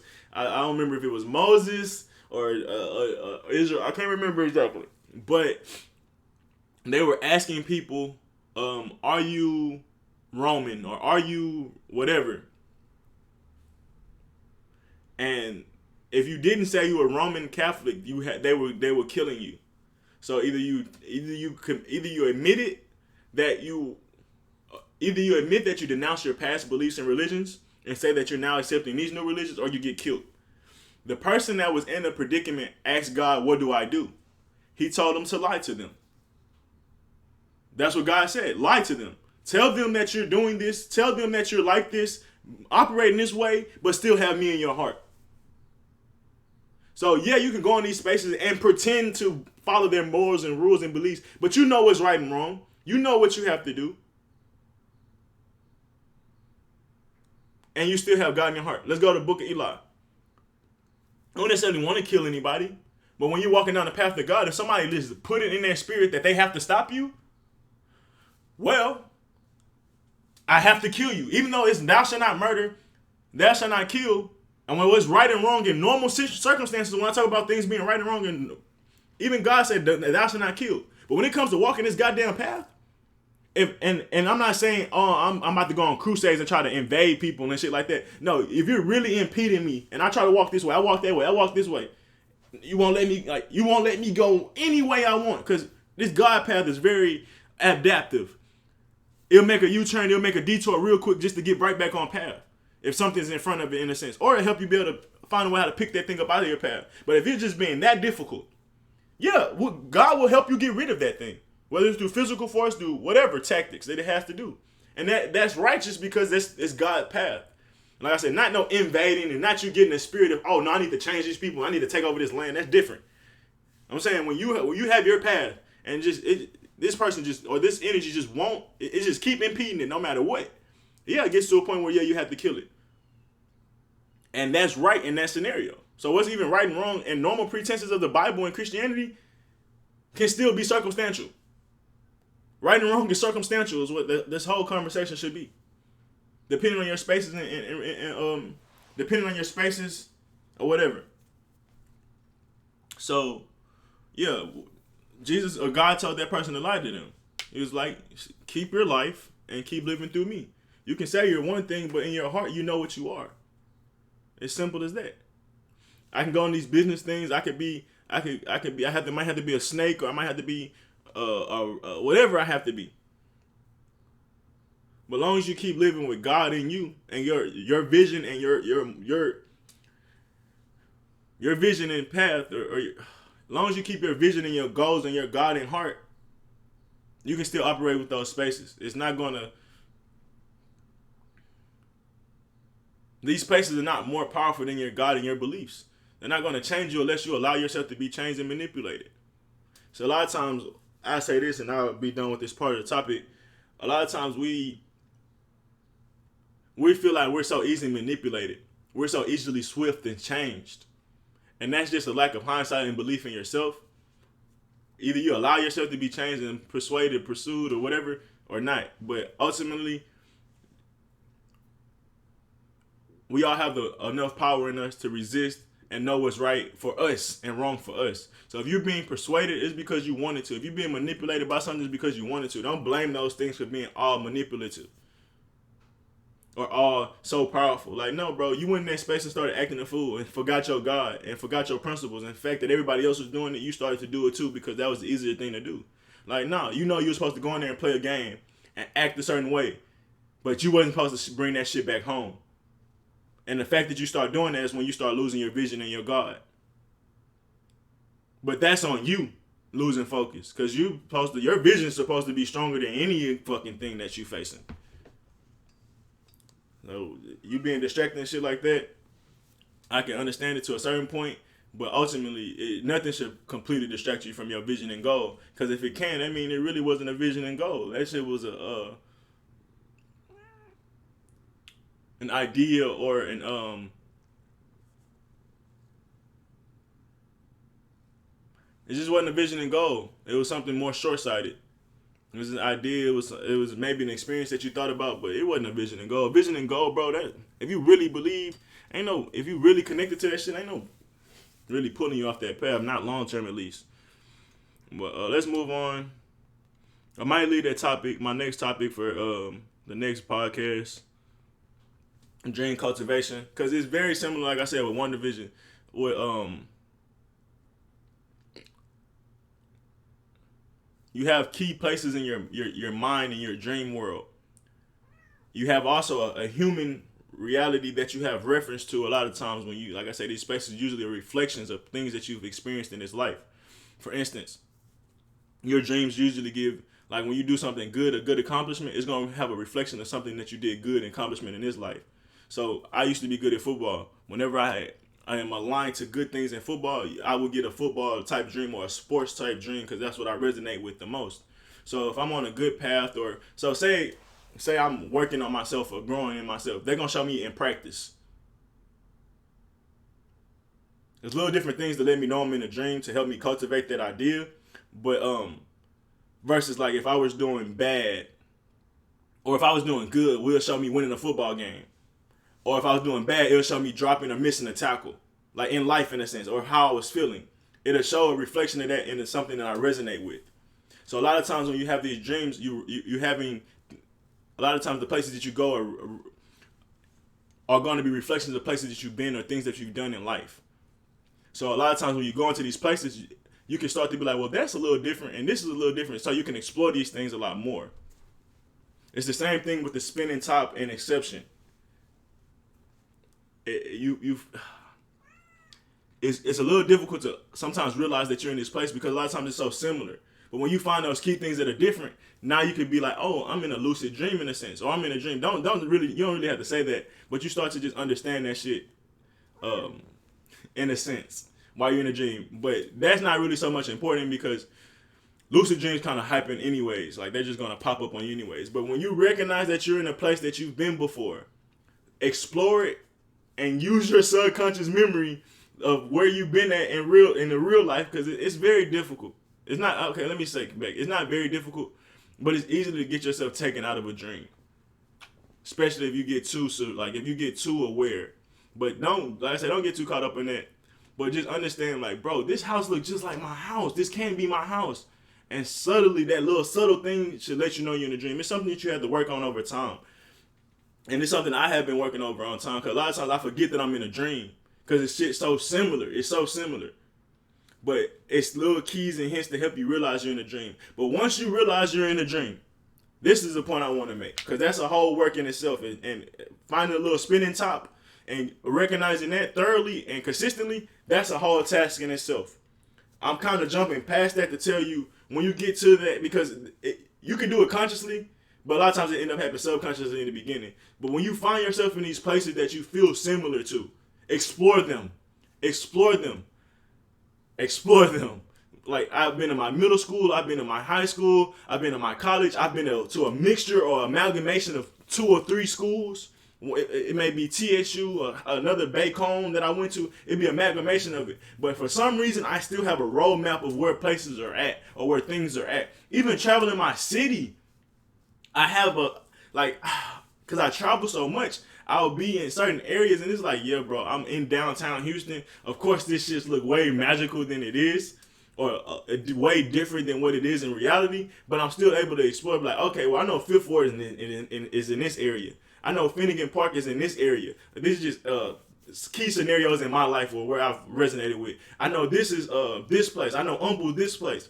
And then when you start, you get a little bit like, man, let me travel here. Let me travel here. Let me go visit this person.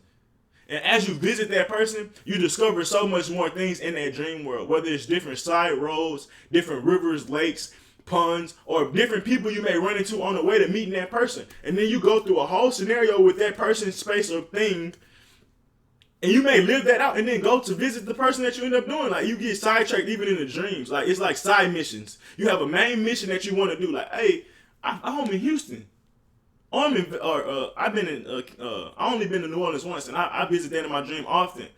Oh, I'm in here. Let me go see what's over here. Let me go visit here. But when I'm in Houston, I'm like, man, let me go visit this person. And when you go visit that person, your dream world is so magical. You'll have a little side quest. And sometimes you finish that side quest and the dream is over. Or sometimes you finish that side quest and you're like, oh shit, let me go back to what I was doing. Let me go visit that person. And sometimes you make it to that person. Sometimes you don't. Sometimes you just end up traveling and just keep finding different side missions. But I promise you, bro, like you'll be say so. Downtown's a lot different. It's easier to traveling the city is way easier to find side missions because there's so many distracting things that make a city up. So let's go take it down to your house. You travel in your house, like, man, let me go in the kitchen and see what I can find in the kitchen. On the way to the kitchen, you run into somebody that exists in your house that normally would be in your house. Maybe your grandparents or whatever, your mom or whatever. You start talking to them and forget to go to the kitchen. You talk to them, you find key information. Now what they said to you in that key information, when you go to the kitchen, unlock something inside of the kitchen. It's weird like that. It's like now your mind, yeah, you met that person, but your goal's still in your mind to get to the kitchen. But the fact that you met them, it kind of gives you a different thought while going into that thing. So now that you're going into the kitchen, you have a preloaded thought while going into the kitchen, which unlocks a certain fucking door. It's like fucking Harry Potter. When they run into the brick and end up in a new world, like it's everything's basically be happening kind of for a reason in a sense in a dream. But just discover. Sometimes your kitchen may look different. Sometimes what's in the kitchen may be different. That's what you may when like, oh shit, and that leads to a whole other dream. Like these issues, bro. It's a bunch of different key points that pop off in your mind to help you get to a place or an ultimate dream, and it's the ultimate into that dream because every dream has a different ending. Every dream have a different message. But the things, it's like a scavenger hunt almost, a reverse scavenger hunt in a sense, or just a scavenger hunt in general. You know you're looking for an overall thing, but each piece help you figure out how to, like, it's weird, bro. It helps you get to the message in total, or the ultimate goal. And a lot of times you can't get to that end goal without the other significant pieces and tips popping up in the dream. Because it's like a chain reaction, or it's like chemistry. Like I'm about to kind of get a little complex. Like we're so unique, or we're so much things that happen to us in life.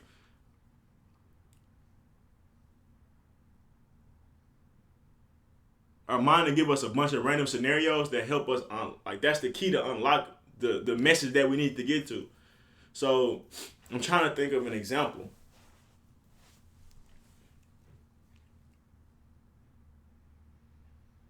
So, okay. So say you have this end goal. You was walking this path by yourself, like, I want to go to the park. Or I want to, like, fuck, bro, it's so difficult.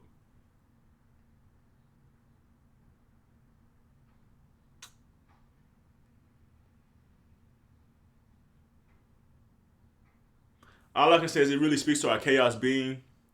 And just like how in life, you might become, at the end of your life, you may end up being a musician, or who knows what you may end up being.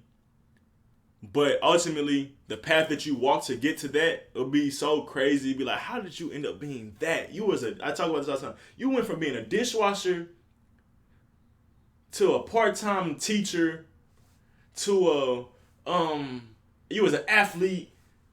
How the fuck did you end up being a doctor or a lawyer? Or how did you end up becoming? That's less random. How did you end up opening this business for this? Like that, everything that you worked before had no alignment to, like, in a sense, you would think it had no alignment to this, but yet it led you to this path. It's something when you ask people about their path and how they got to where they've been and the things that they went to, you be like, well, how did they lead to that?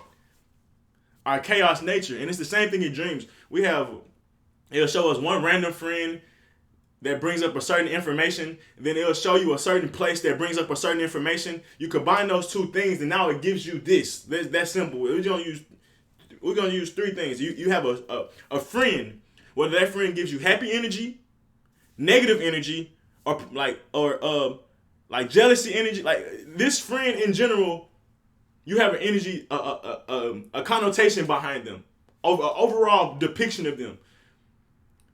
Like certain friends, when you see them, you naturally glow up. Certain friends, when you see them, you see it's a natural challenge to be around them. Certain friends, when you see them, you know it's going to be a joyous occasion. Certain friends, when you see them, it's going to be a deep conversation. Every friend has a different value or thing. So say your dream, it wants you to get to a certain message. It's going to bring that friend and the energy they give you. So, all right, let's just say it's a jealousy, like a friend that brings jealousy. Or a friend that brings, let's say a friend that brings growth. So now you have this friend that brings growth, and then it sends you to school. Or you met this friend at school. So you need to grow in your learning. Like that's how the messages it's an imagery thing and how they give you messages. The pictures don't always just be, the message don't always be, hey, do this right now on this time. Like, no, that ain't it don't be just straight out words. It's about energy and feelings. So they'll give you different things that give you certain feelings and bring them together in a certain way that helps you unlock or arrive in a different space in your dreams to get a certain message or scenarios and outcomes or even put you through certain experiences. Because if you'd have met another friend that gives you a playful energy and then you go to school, you're not going to grow. You're not going to learn in school. You're going to be in that school trying to do playful shit, right? Let's go play basketball. Even though that may be the message you need to learn.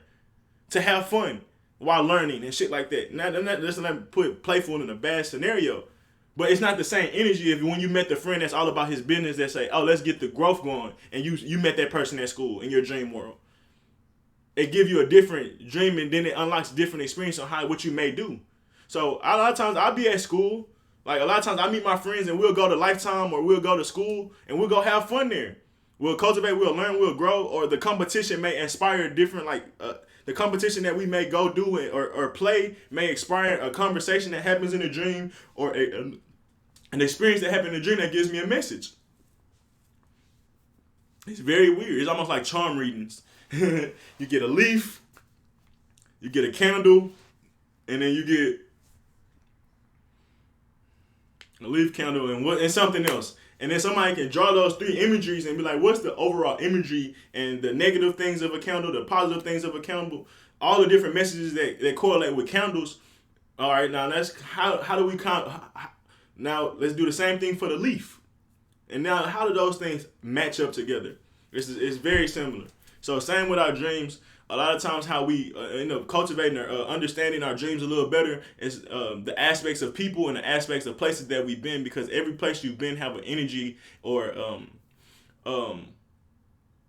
have different energies behind it, because school don't have one energy behind it. Yeah, you're at school, but it's so many energies behind school. It could be growth, it could be hate, it could be jealousy. Like when you was in school, you faced all those different things. School is a microcosm of society. So a lot of times when we're at school, it's really showing you society things as well. But it just, whatever. There's many different ways and many different scenarios that go apart about this shit. Same with, like, say if you was in the ocean. Like, it's many scenarios that you may have. So say you have you with an insecure friend that you really don't trust in, and now y'all on a boat in the ocean. Imagine the different experiences that's going to go into you in that reality. And it's not about your friend. It's about the message that it's trying to send you. I'm with this friend. I got an insecure friend, and I'm in an ocean that's breed insecurity because it's so dominant. Oh, I'm insecure right now. Emotionally insecure right now. If we really want to break down water, ocean, and then you also have that insecure friend as well. I'm emotionally insecure right now. I'm emotionally vulnerable right now. Let's just say that's what that message was sending you. Because water is emotions, and an ocean, that's a powerful fucking emotions. So you're dealing with powerful emotions that you're insecure about. That's how dreams work, and that's how dreams kind of give you messages. They give you key things, whether it's water, or heights. Like, I'm scared of heights. So whenever I'm dealing with fear, a lot of times you're going to see heights in it, which is weird because I can fly in my dream too, but a lot of times that's when I forget I can fly. I'm dealing with heights but forgot about my other perspectives of self. So a lot of times when dreams want to show me something I'm having insecurities or fear about, a lot of times it's going to show me me having some type of fear of heights or some shit like that, because that's one of the only things I really fear. That, and it may be there's a few things that made me insecure in this world, but not many. But heights is one of those things for sure. So, yeah. Our dreams will give you many different aspects, and the way you cultivate that is by exploring. So you see these key places that you know, that you recognize, or these people that you may meet, and you do things with them. You test it out. You travel places, and then sometimes, like I say, when you going, like, bro, there's times where I'm like, I'm about to go to the calf, cause like, there's no real reason to think, why do I want to go to the calf at school in my dream world? In reality, like, you're not hungry. In reality, like, it's not really anything you need at the calf. But spiritually, think about all the things that happen in the calf. That's where everybody meet at, no matter what class, no matter what they're doing. So who knows who you're gonna run into when you go into the calf, and then what they may talk to you, what they may inspire in that dream when you meet that person, or what's on the menu that may breed a different energy. Is it something that you like on the menu? Is it something that you hate in the menu? You're like, man, fuck this school. Let me go somewhere else and eat. Now you traveling outside of school because you don't see nothing that you like there. That's happened to me. Where I be at school, and then it's an aspect of school that I don't like, and I'm like, you know what, bro, let's leave school. Now I'm traveling a little bit further outside of the school. Now I'm in the real, now I'm in the world. Now I've got comfortable enough to get out of the space that's comfortable. Because school, we've been to school for years out of our life. And we can explore many aspects of school, but sometimes it's something in school that makes us despise it. Because like I said, there's many different aspects of school. Good, bad, and different. So when you start to despise it, you're like, man, what's outside of this shit? Because like I say, every time you go into school, it ain't gonna be just growth, happiness, fun, learning. Sometimes it's shit that when you're getting in trouble, when you're getting bullied. Like, bro, fuck this shit. I don't want to deal with this. And in those dreams, that's an appropriate thought, because now it leads you to go outside of school. And you're like, damn, I'm skipping school. Damn, I'm outside of school. Damn, let me go down this street. Let me go down that street. You go down that street, you running the businesses, you running to other people, you running to other scenarios. Bro, you really can travel your mind. You just have to flow with your dreams. And don't get too caught up in different things, but flow with it. Like, literally live your dream. Let things play out as much as possible. Feel the energy behind it. Follow those energies behind it. And it's a little bit of control. With also just, I ain't gonna sit up here and say you have all the control. Because like I said, a lot of times when you decide to travel these things, a side mission will pop up. But you guide yourself in a dream. You guide yourself and observe yourself. And as you guide yourself, like I say, you run into different key things. Whether it's people, whether it's other places, whether it's an animal, it's so many different things in your dreams that can pop up as a side mission or the real mission, or a scavenger to the real mission. So, yeah, it's not that you're just gonna be able to be like, oh, let me run into this person. No, that person may just pop up, and then you ride with them like, all right, bro, where we going? What we about to go do? They're like, hey, bro, we about to go play at the park or something like that, and then y'all get into a fight. And you're like, well, why did that fight happen? You break that down. What was the different things that led to that? Like, I'm telling you, bro, dreams can get crazy. Dreams can get, like, bro, when I travel the city of Houston, I be like on a Static Shock trash can little thing. Like, you know how he changed the trash can into like this little silver thing he can glide on. It's literally me. Like, I be sitting on it like a Ninja Turtle or some shit when they driving down when they're going down the tunnels, or when one of them go down the tunnel. I don't know if they all use a trash can lid going down the tunnel. man, that's probably a spiritual message in itself. Just using that as that's your, because many people use those different things. That's your magic rug. That's just your travel kit. That's your that's your spaceship. It ain't something that's Silver Surfer without his snowboard. I'm like, bro, y'all know I'm gonna pull my fucking shit out. I'm like, bro, what am I trying to say right now? Silver Surfer without his board, he can't travel. So I be having this silver, like literally it's like a white like silver type of board, or not even board. It's like literally the same size as a trash can. I can fit it in if I sit down, and I can fit on it if I stand up. And I be on the road, freeway, just driving this hoe. I exit, I bust corners, I hit loops. I do so many different things. And like I said, it is where I want to go. Sometimes I drive down to Galveston. Sometimes, bro, we be driving. I be dipping in my dreams, bro. I'll go one place and then come back down the place with the same, like, I'll drive somewhere and be like, all right, bro, we here. It's time to go back home. I have the whole dream. Like, of course, like, during the travel, like, it's like with, you remember, like, ever playing GTA, you get in a taxi, like, you can drive all the way there, like, you can ride all the way there, or you can skip to the destination. So, yeah, I have a vision of me driving for the most part, and then we skip to the destination almost. Like, fast track to the destination. So it's the same thing on the way back. I'm like, all right, we on the way back, we on the path back, and then fast track it to the place I need to be, or I'll wake up or whatever. Usually I end up waking up when you're on the way back somewhere. Because it's like, all right, we finished that dream, and now we traveling back. Like, when I say I travel in my dreams, bro, it is legit, like, crazy. Like, I'm not going to say scary or nothing like that, because it's just me traveling, but it's crazy. It's crazy. And the different experiences that I may have. Like, when I drive to Galveston, a lot of time I have, like, flooding experiences and shit like that, because you got to cross over bridges and shit like that. So it brings certain insecurities out of me. And then, like, certain floods may happen. And whether it's, like, me panicking or certain tsunamis may happen because I'm next to water. And I'm like, bro, like, it is, or I may just have fun. It don't always be so super crazy dreams or something like that. But a lot of times water and heights breed insecurity. But heights breed insecurity more than water for me. Obviously, I know both of these have spiritual ideas where you can talk about heights as being as far as, like, super growth. A lot of people fear growth, so that's nothing even crazy for me to say.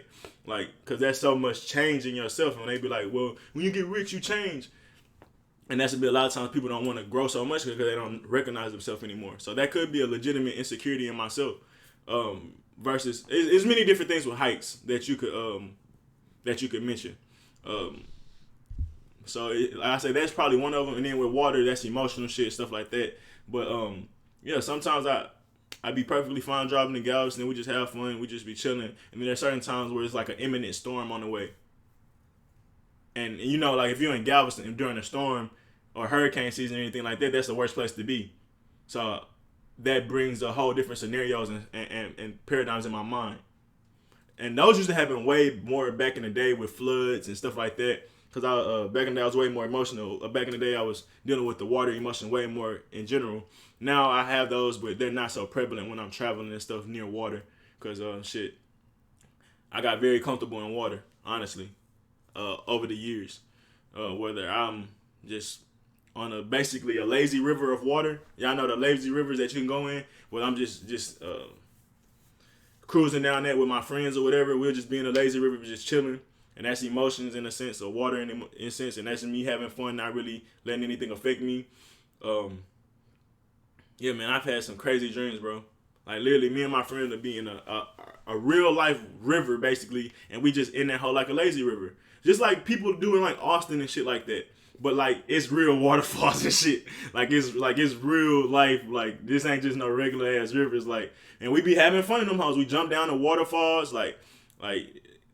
We be doing all type of shit. We be flipping off the fucking, like, cliffs into the water and shit, like, having fun. And then there's other dreams where niggas like, oh shit, bro, the water is too fast. Or like, it just depends, bro. And it all are different messages to you. Like, I promise. But me and my dreams, bro, we do a lot of exploring. We do a lot of, get a lot of messages, bro.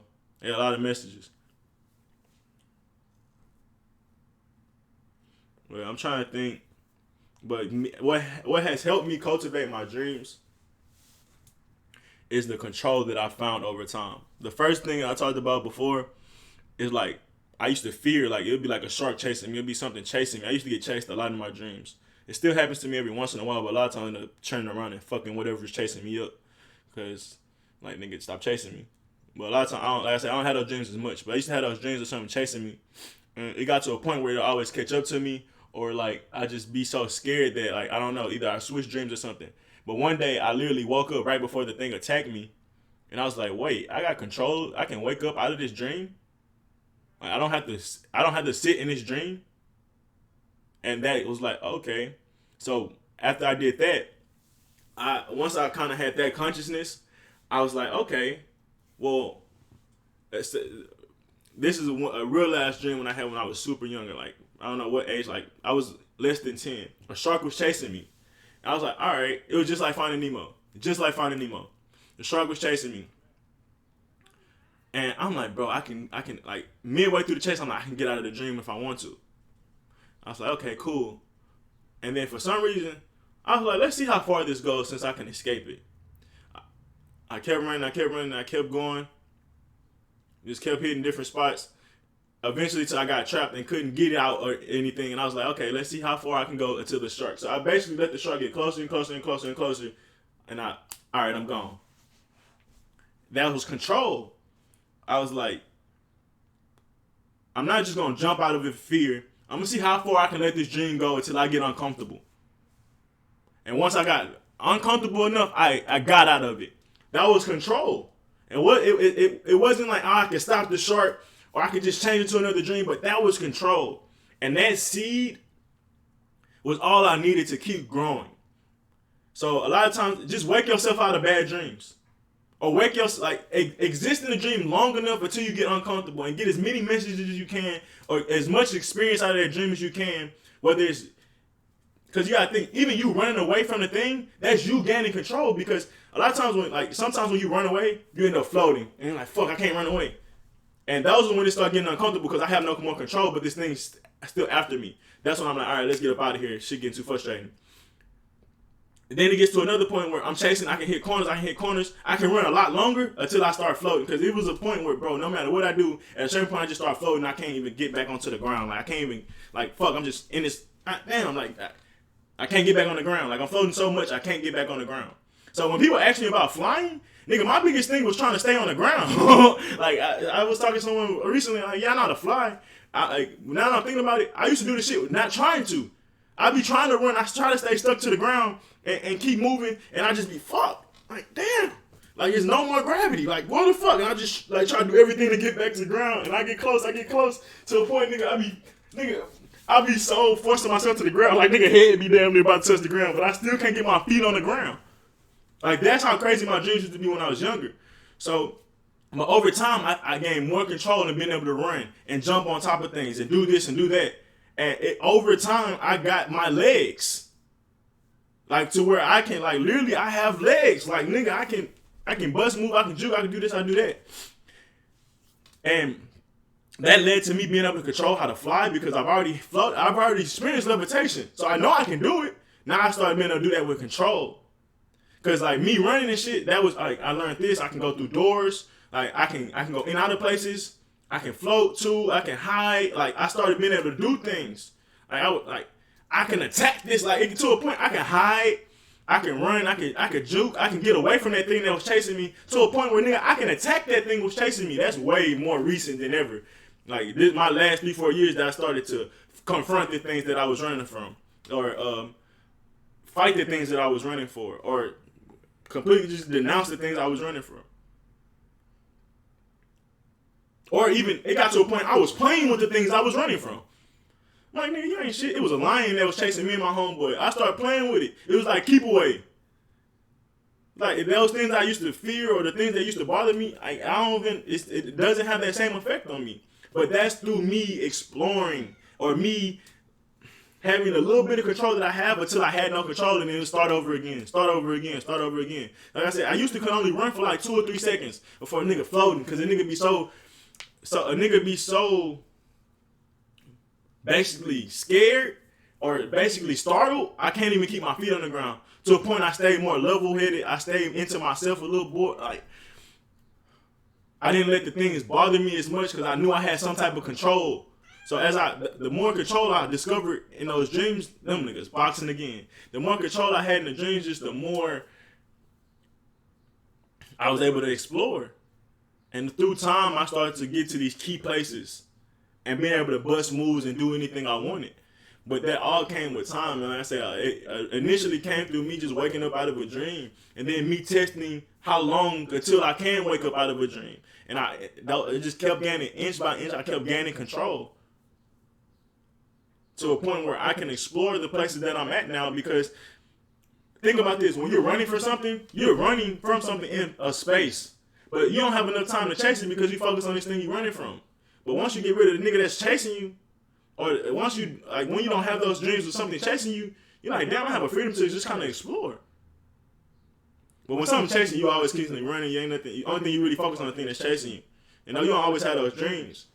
But when you don't have those dreams, you just in the dream, explore, bro, as much as possible. Look around. Like, even if it's just looking around, just look around. If you can't walk, if you can't run, whenever you realize you're in a dream, just do as much as you can, in a sense. Even if it's only walking up the block, like, oh, you see a light, you see, like, this place that you, like, it look interesting. Walk towards it. Even if you wake up before you get there, you started walking towards it. That's what happens a lot of times. Like, a lot of times you'll have a dream and you try to do something, you don't even make it to that thing, but the fact that you started to do something, a lot of times either you may get a message out of it or you might not. But a lot of times it's about gaining control as well. Like, dreams have multi-purpose. And right now, the reason I bring this up, a lot of times, how Vision, like, over time he got a more clearer picture of the things in reality that he was existing in. And that's in real life. Like, when you go through life, bro, think about it, bro. We have a kind of fixated, or what we've been told about life. But when you start to experience life, you start to formulate your own opinion. And the more you go through life, the more experiences you meet, you start to get a more clear vision of what life is. Because a lot of people live in a fantasy world they first 20 years. Because you always have an imagination, of course. But your fantasy and your imagination don't get anything to check until you get to your 20s and 30s. And you start like, man, you start getting a more accurate picture of what reality really is, and not just your fantasies and the imagination of what you think kind of shit is. Same thing in your dream world. Like, I ain't saying I don't know how long it take, because, like I said, this has been a lifelong process for me. But the leaps and bounds I've made recently, as far as like the last 3 years and 4 years, as far as like taking like certain meditations or doing certain meditations, doing stuff to decalcify my pineal gland, I think that also helped me discover a lot more faster. Because if I'd had those different decalcifications and meditations and sun gazing when I was younger, I might have been able to do all those same things even quicker. So I won't say how long it possibly take for someone, because like I said, the exponential growth that I've seen in a few years, like, compared to my first 15 years, like, or first 20 years, is crazy. So, yeah, I won't say how long it takes, but what I was just talking about, the cultivation of the world. Like, yeah, I say too, when you get to your 30s, 40s, 50s, you start to get an accurate depiction of what life is. When you're in your 80s and 90s, you damn near, like, you get not everybody, of course, because a lot of people be ignorant all the way. A lot of people don't grow. They be a 90-year-old child or a 50-year-old child. But the right mature person that literally goes through life and understands and figure things out, by the time they get to a certain level of age, they get the clarity on the world is so much clearer, where things don't affect them the same way. They have an understanding when things happen. They see things from a wise perspective. We always say most old people are wise. So the same thing in your dream world, it gets to a point where you can be so clear and you can be so visual.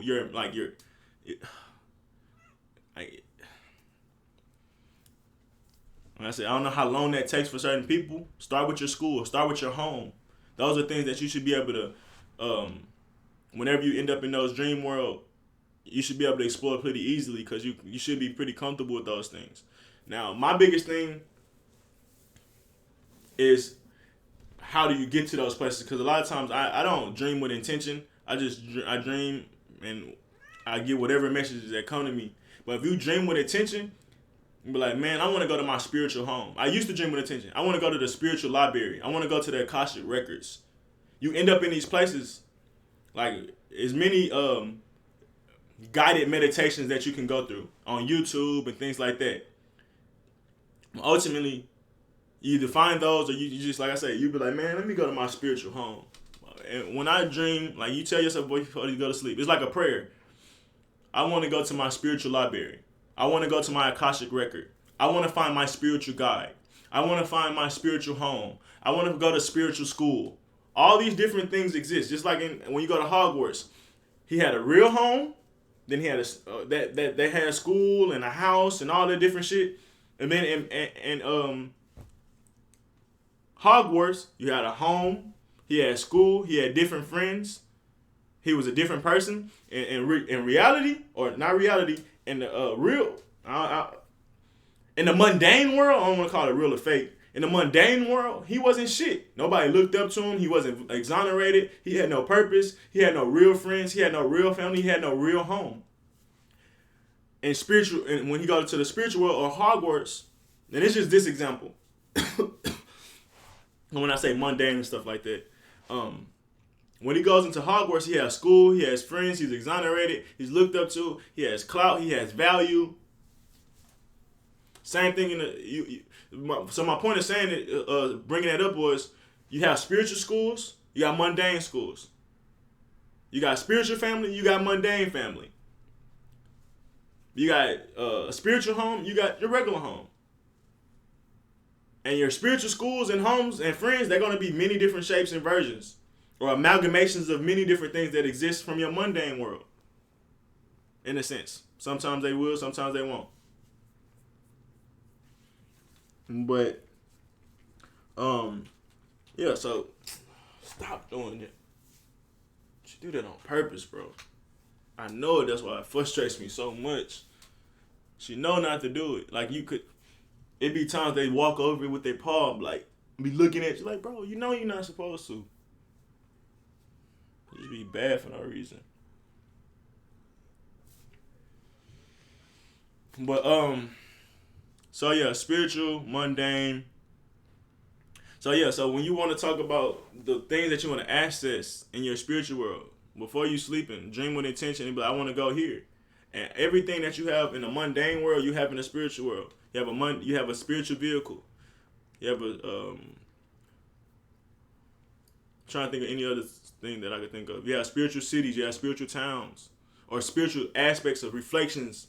Like Houston has a mundane Houston, then there's a spiritual Houston. There's a mundane Vegas, then there's a spiritual Vegas. It's hard to say Vegas is mundane. It's kind of lucky, kind of hard to call Houston mundane. But it's even more magical when you get into the real or the spiritual world. Buildings be a little bit bigger, or buildings be bigger, streets be wider. It's just different. It's just different. The things you run into is just more magical. Things happen more magically in these places than when you're in the mundane world. Things still happen magically. You just don't see it as magical. But when you're in the spiritual world, yeah, things happen at a faster rate. So you definitely see the magic in it. So as far as like getting to those places to discover and to cultivate them, because like I said, you may have only been to your library, your spiritual library once. Start to find the sections, like, oh, the horror section's over here, the documentary section's over here. Like the library assistant is over here. This is where she usually at. So if I need help, let me go ask her over here. Be like, hey, where these at? The little Starbucks, the little area in the spiritual library, that's over there. If I want to go meet some people, let me go over there and see what they reading on. If I want to find, like, bro, that's how it is. Over time, you be like, well, why are you going to the spiritual library, first of all? Don't just go, like, if you want to go to the spiritual library, be like, what do you want to search for? You want to find your past self? You want to find your future self? Do you want to, like, what do you want to discover? What kind of books do you want to even read in the library? Because you don't just go to the library just to look. I mean, you can, honestly. If you just want to go to the library to look and just find something that may stick out to you, that's fine too. You can go to the library for that. Don't get it twisted. I don't want to say you can't do that. But if you do have a reason that you want to go to the library, that's going to help you label the different spaces in it, or where the sections are at. And when you go back to it, those sections will be in a similar spot. They're not going to always be 100% accurate. But a lot of times when you go back to that same space, you're going to be able to remember the vicinity of what these places was. That's really what it is. I mean, like, well, okay, well, I'm on this side of the library. I remember the sports section being, it ain't really sports, but whatever section I was looking at last time, it was over there. So, all right, if I want to get back to over there, I need to get to over there. Or you could just, bro, it's like you're just saving your memory. Like, so I went to the tarot section in my dreams once. So if I'm over this side of the library, I know the tarot on this side. Now I'm mapping out. I'm literally mapping out my spiritual world myself. Cause like I remember being my spirit that tarot that was on the right side of me. Now I'm on this side of the building for occultism and let's just say auras. Tarot is in this area. That's why I learned auras on this area. And those things, like I say, stay in those areas for the most part. So same with school. Like the cafeteria was at the far end from all of our classes. So I know my classes is over here, and I know the cafeteria is over there. So once you go into the school, you be like, all right, well, let's go to the caf. Well, all you have to do is head in that vicinity. And when you head in that vicinity, you'll be able to map other things out that you may see on the way there that you may not have seen the first time you went to your dreams. Yeah, it's crazy, bro. It's crazy. Well, it's very similar. Like, for instance, with TSU, we had this thing called the Tiger Walk. Most schools have, like, this walkway. That's one of the things that help you, like, the Tiger Walk is the spiritual path to help you get to place. The Broadway.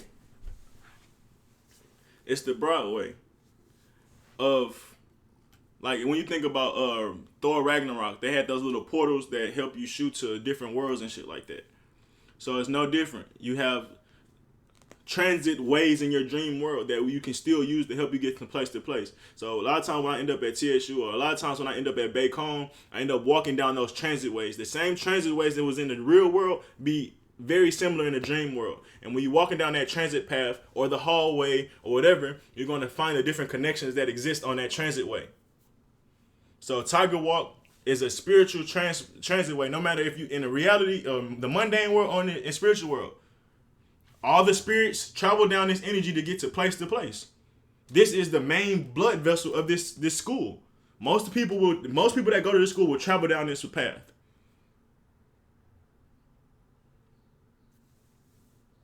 It's going to be the same in your dream world. Find the freeways. Find the major roads or the major hallways at your school. And they're going to help you get to place. Especially if something similar. Be like, damn, I'm in my house. Okay, well, the freeway is this way. Let me slowly walk. Like, not even slowly. You're gonna expand outside of your house. It's just like a kid. You have your home base. You're able to go in the front yard, the backyard. Once you discover the front yard and the backyard, you can go to the neighbor's house. And you can discover their front yard, backyard. Then once you figure that out, you can go to the park. So now you got front yard, backyards of many different people's houses and friends. And then you got the park. Then after the park, you can kind of explore different towns or maybe go to different parks and shit like that. And then that's when you start to be like, oh, now you hitting major streets, major roads. It's the same thing with your dream world. In the beginning, you're just going to be able to discover your house, maybe your school, or maybe your classroom. And then as you slowly come back to these places, you can cultivate more and more and more and more and more till you at the whole town, whole cities. So yeah, that's been my little bit of how to cultivate the dream world. Probably going to come back with more. To a point where, like for me, I travel I know how to travel, so I be on the road to Galveston.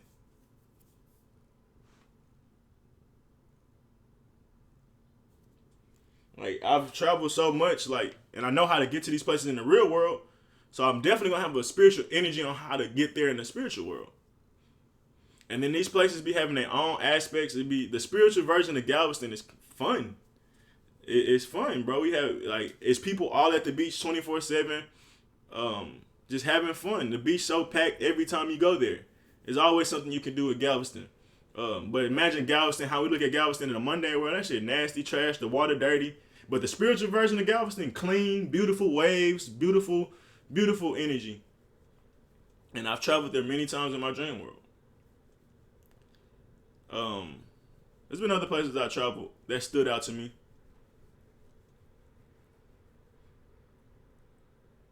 And a lot of times on the way to these places, you discover so much beautiful shit inside yourself, dog. Like places that some of the cleanest water, some of the clearest waters. Of course, I've been in some toxic shit too in my dream world, some fucked up shit in my dream world that needed to be fixed. Don't get it twisted, but during some traveling, bro, I've seen some beautiful water. Like something like it's undescribable how blue and clear it'll be, and then like just how beautiful the pathways, and just I've seen some beautiful places in my dreams alone. And yeah, they be reflections of things I've seen in this reality. My dreams make it even more beautiful, pure. And like I said, it's been times where it's been like The Walking Dead, and I've seen rivers that was dried out, desolate, or full of toxic waste. No, those wasn't fun, but those was a different dream, and I had to do a different discovery then. I had that dream came with different messages, of course, and what I was exploring in was a little bit different. But when I go to Galveston and stuff like that, depending on whatever, sometimes it's just beautiful travels, and all the way to that place, I see some beautiful things there, like beautiful views, beautiful scenery. But I mean, that's about all I can really say as far as just finding key areas. Like I said, it could be church, school, certain buildings that you may work at or have worked at. But the reason you're there is to kind of get certain messages. Like I said, if it's a building that you worked at and you really hated that building, if you ended up there in your dream world, it's something there that you need to, it's something about, let's just say, the hating energy that you need to get a message from, whether it's a good thing or bad thing, or whether you go to that building and meet a person there that's in your reality, be like, well, damn, let me not. But yeah, bro, everything has significance in a sense. So if you end up in a certain building or a space that you never liked, I'm not gonna say run away from that space, but explore it, and you're gonna get certain messages from there. Whatever it may be. Like for instance, when I'm at school, a lot of times I end up arguing with my teachers. That's not like a fun experience. A lot of times that'd be like I feel like pit against the room, or they try to make you feel stupid, and I gotta explain myself to the class and to the teacher why the teacher may be wrong or why I don't look stupid. And a lot of times in that classroom setting, it'll be uncomfortable in the beginning. But I go through the class, I go through the whatever happens, and I get a message out of it. So, yeah, even if you end up in an uncomfortable place, explore it and see where you may get from there. But that's about it, man. Hope y'all enjoyed the squirrels. It's 8:30, time be flying. 2 hours and 22 minutes. That's been the pod for your boy.